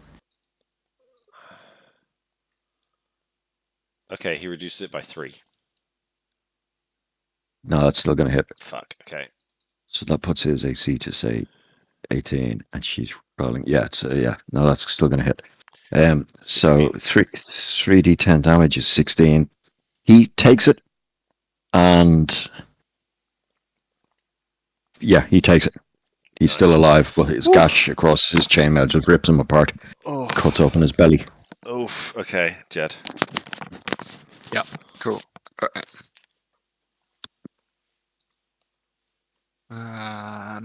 Yeah, and I'm really unsure as to what to do. Are we diving downhill for the better fight? I think that's the thing to do, isn't it? So, I'm gonna go in with another. Sorry, I'm just tracking range.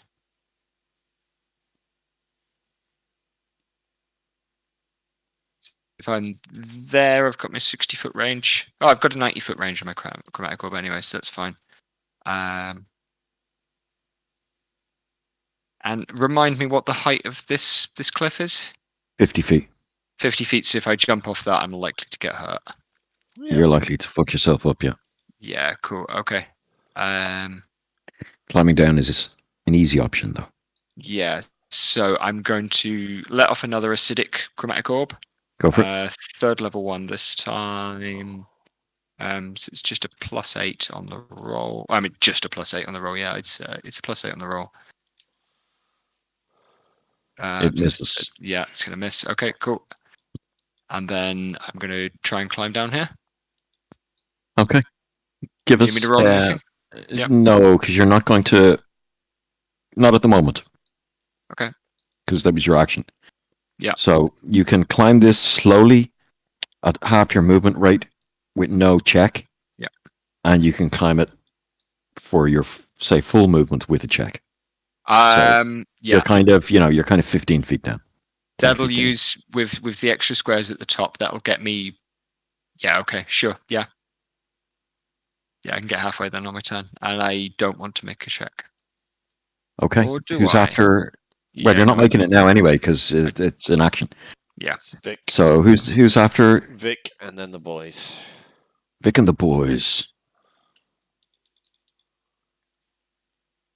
Well, he can't hit. He has to climb or jump down.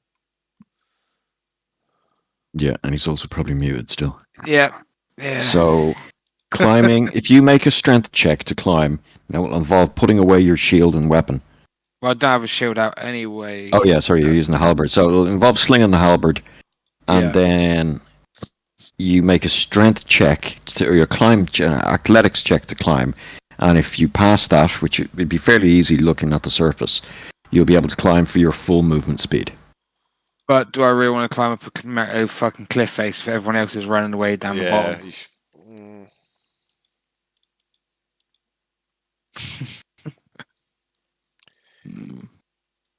Exactly.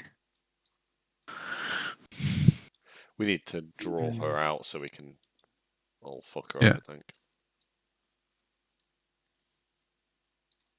Yeah. Exactly. Okay. Well, if you can't get up to her, or you don't want to get up to her, retreat back into a position that leaves you in a good, strong place. Or issue commands to the other guys. You've loads of options. Gonna climb back down, I guess, for my action and tell these lot to get ready. These Okay. motherfuckers here, because she's gonna go down. Who's after Vic? The archers and the pasha. So it's the pasha's turn. I guess the archers are running away. Like the archers have fled. Bitches. They realized their weapons were totally useless, and that these guys have stitched them up, sending them into combat against something that can't actually hurt. They can't hurt. If they were already fucking good at throwing. Yeah, true, but they didn't seem to be. The pasha disengages and, holding his guts in, attempts a jump down here. Oh my god. He's not the most dexterous man in the world, nor in the best of health. He is blessed. And that is shown. He is blessed. That's fair. What was it, that a D6 or D4? D4, I think. D4 for the bless. Yeah. D4. Boom, there's a roll. 3. It's still not good enough. He's lands flat on his face, taking a bunch more damage. Ramen probably does the same thing.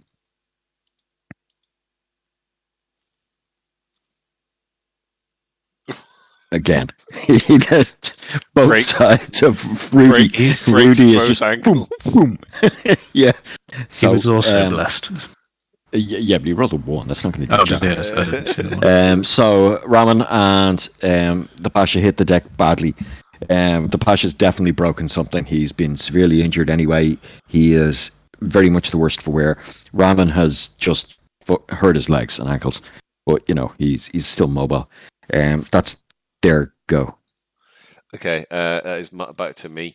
I will heal the Pasha. 2nd level cure wounds. +3, so he heals for 18. Okay, he is much better off. And then I'll jump off the cliff. Is this like 20 feet?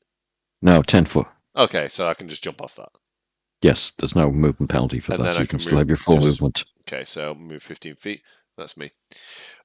Bonus action. Oh wait, no. Is that my bonus action using the spell, or is that just my action? No, that's your action. Okay, so as a bonus action, I will give.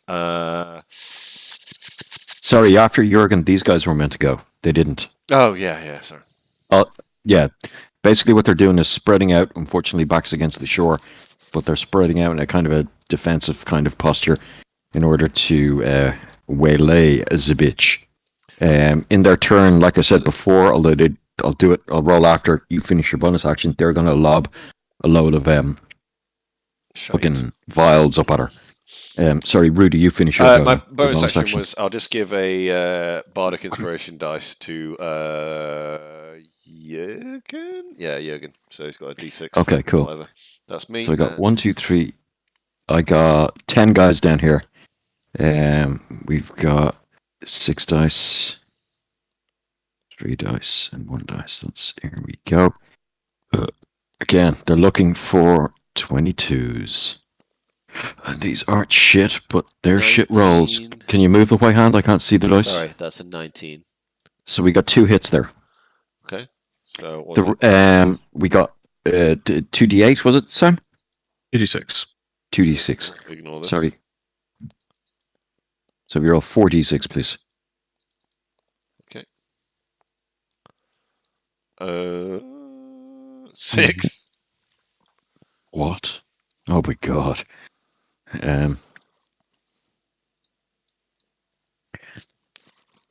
Okay, so the vials, you hear a bunch of splashes and crashes from up top, but you can clearly see 2 of them catch her on her upper torso and are just burning through this flesh that's slowly aging and turning grey. And that is their go. So that was. And they've obviously moved into that formation, and expecting her to come. That was. And you've moved as well, yeah. Yeah, and so it's Sam's go. Guys, I don't think we're going to finish this fight tonight, so we might just have to save it halfway through. Okay, appreciate that. Yeah. If we say a 10 cutoff or another round. All right. I think that might be it. Yeah, I know it's just her now, but she's Banff, so. Unload with everything you fucking got. What? Who's next after? Sam. It's me. Hang on.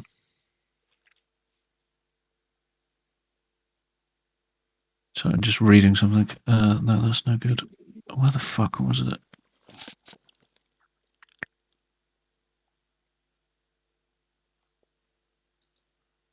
I had something. There it is. Right. Okay, right. That's no good now. Which case, I think at this point, I'm just going to move into the middle of these guys. And Sacred Flame her. So Dex 16 save. Yeah.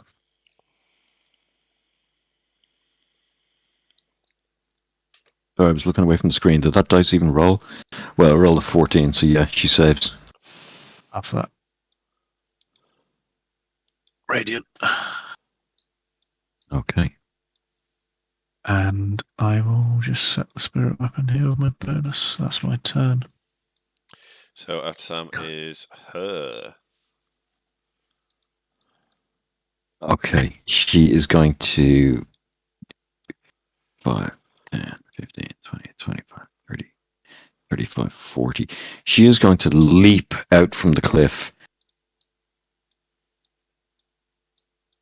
and land at the feet of Warden Archright.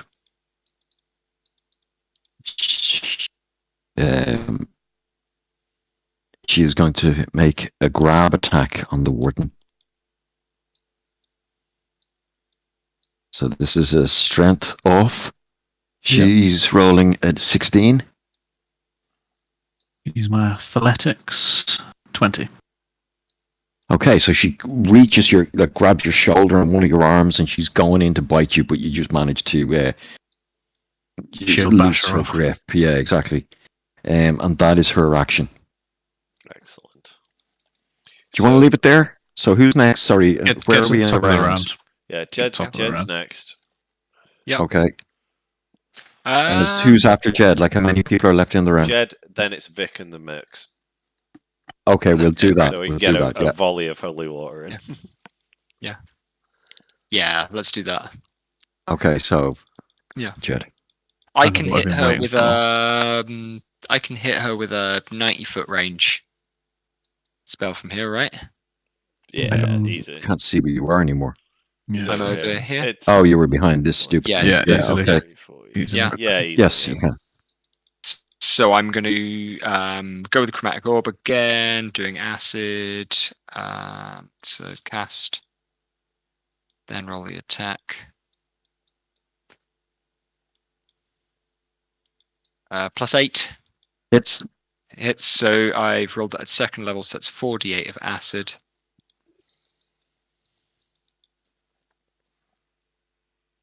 Let's go. Marginally better. Above average. Yeah. So 23 of acid, and then I'm going to spend the rest of my turn climbing down.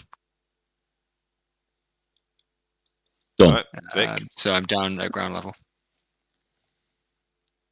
Okay, I am going to Lay into the use bitch. Now, this is the my. first time we'll see the Dalvanite weapon against her. Yeah, do it. Oh, I'm going to use dash Yeah, charge that. so I can charge her, and then I'm going to use fucking what's it called at the same time? Action surge as well to So attack. do your attack. Do your attack first. Yeah, but if I use my action surge to attack as well, it means I'll have 3 attacks instead of just one. Okay. Roll. Yeah. Yeah. Is that right? Roll 1 and then action surge to make Do 2 the- more attacks. Do Yeah, the charge yeah, first. Yeah, do the Charge charge first. If you- Okay. yeah. First. So your charge around the requisite feet, so it's the +5 is normal, so it's that hits. A bunch. Great hit. And then it's D10 in it. D10 +11. Yeah. Sorry. Nice. And then So- plus the 5 as well, is it? From the That charge? included that, I think. And can I add the... what can I do that dice that Gex give me? Just I- add it to your damage. Yeah, can I do that? Yeah, That's on the on. This is still on the first attack. Is that correct? Yeah. Okay, do it. What do I do? Roll a An D6, extra yeah? Extra D6.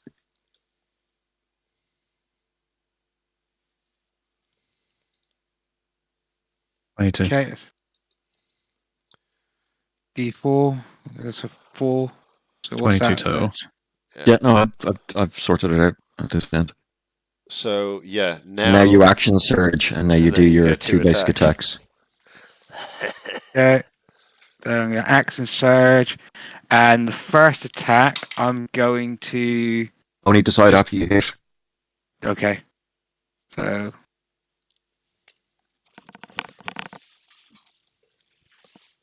I think that's a miss. She's an AC at 22. Okay, I have no clue what that means, but okay.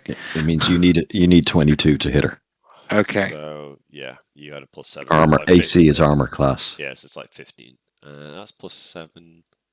No, that misses as well. Yeah. Well, it's valiant effort. Okay. So all the mercs. Yeah, the initial strike with the Dalvanite weapon has definitely done something to her. As soon as it hits, you can see her age back into the older woman form that you saw a week and a half ago in the desert. She's all but clothesless now, as most of her shit has been burnt or acided off. Yep. And she's like grey, haggard fucking skin like a corpse. Sam, you've got the Dalvanite Maul as well, haven't you? Mhm. Yeah, Yeah. cool. Okay, just so we can. Yeah. Okay, so after Vic is the Mercs. So the Mercs, again, are going to throw 10 vials. So that's, sorry, yeah. Yeah, you've got 10 We there. just get 10 there, and we get rid of these. So again, AC 22, we've got a 1, 2. Be generous and say 3. Right, so 66 radiant damage. This bitch is doused in holy water. 18. Oh man. Um, yeah, so a few of them fly by, some of them go arseways, but the few that hit her definitely do damage, and you can see it again, like the zombie ogres. It's just hissing and steaming on her skin, sloughing off layers of it. And that's that. That's the end of the turn, is it? Yep. Okay, we'll leave it there. Ugh. She is minorly wounded, so it's still going to be a slog. Yeah. Let me just make sure I've saved this, because you know the way these things are. I'm going to get several ready screenshots. for. This is what I was waiting for, getting her close. Yeah. Before I did all my shit, When, by the way. fuck's sake, I Wait. should have used. So No, when you use charge, You can't. I don't think you can use your. Because the charge attack is a bonus action, I don't think you can use your specials. Your superiority dice. You can choose to shove the No, I target don't mean- 10 feet away, though. I don't mean superiority dice. Bam. Using the action surge at the same time as it gives me attacks, doesn't it? And in brackets it says adding +5 bonus to the attacks and damage row. Yeah, you hit her anyway. No, the action surge counts as another different. turn. Yeah. So you don't get the bonuses on that. Okay, exit Alright. TTS now. Remember, she regens quite a fucking bit. Yeah, that's what So it's a case of Alpha Strike whale damage. Like, I've saved all of my spell slots for heavy damage. For this, yeah, because I was exactly. waiting That's until what you want to do. was waiting until she's in 10 foot of me, so I could abjure enemy and get advantage on my attacks, and then I'm just gonna bam my fucking 3rd level spell slots into her. Yeah. Yep. I'll do. Yeah, we got some good acid blasts. They did proper damage. Yeah. She didn't seem to be able to absorb that shit. What else is there? Oh yeah, that's it. Really cool. Thanks for playing, and we'll finish this bitch off hopefully next week. Finish you off. Excellent. Good stuff. The other thing I was meant to say is I'm heading over to a gaming convention in Leicester in August this year. Shit. All right. I just we've gone through it for a few times. It's mostly, well, honestly, I don't really play games when I go there, but they put us up in fairly decent accommodation, and we just go on the piss. But myself and 3 or 4 mates are going over, 4 or 5 mates, and we've booked tickets. If anyone's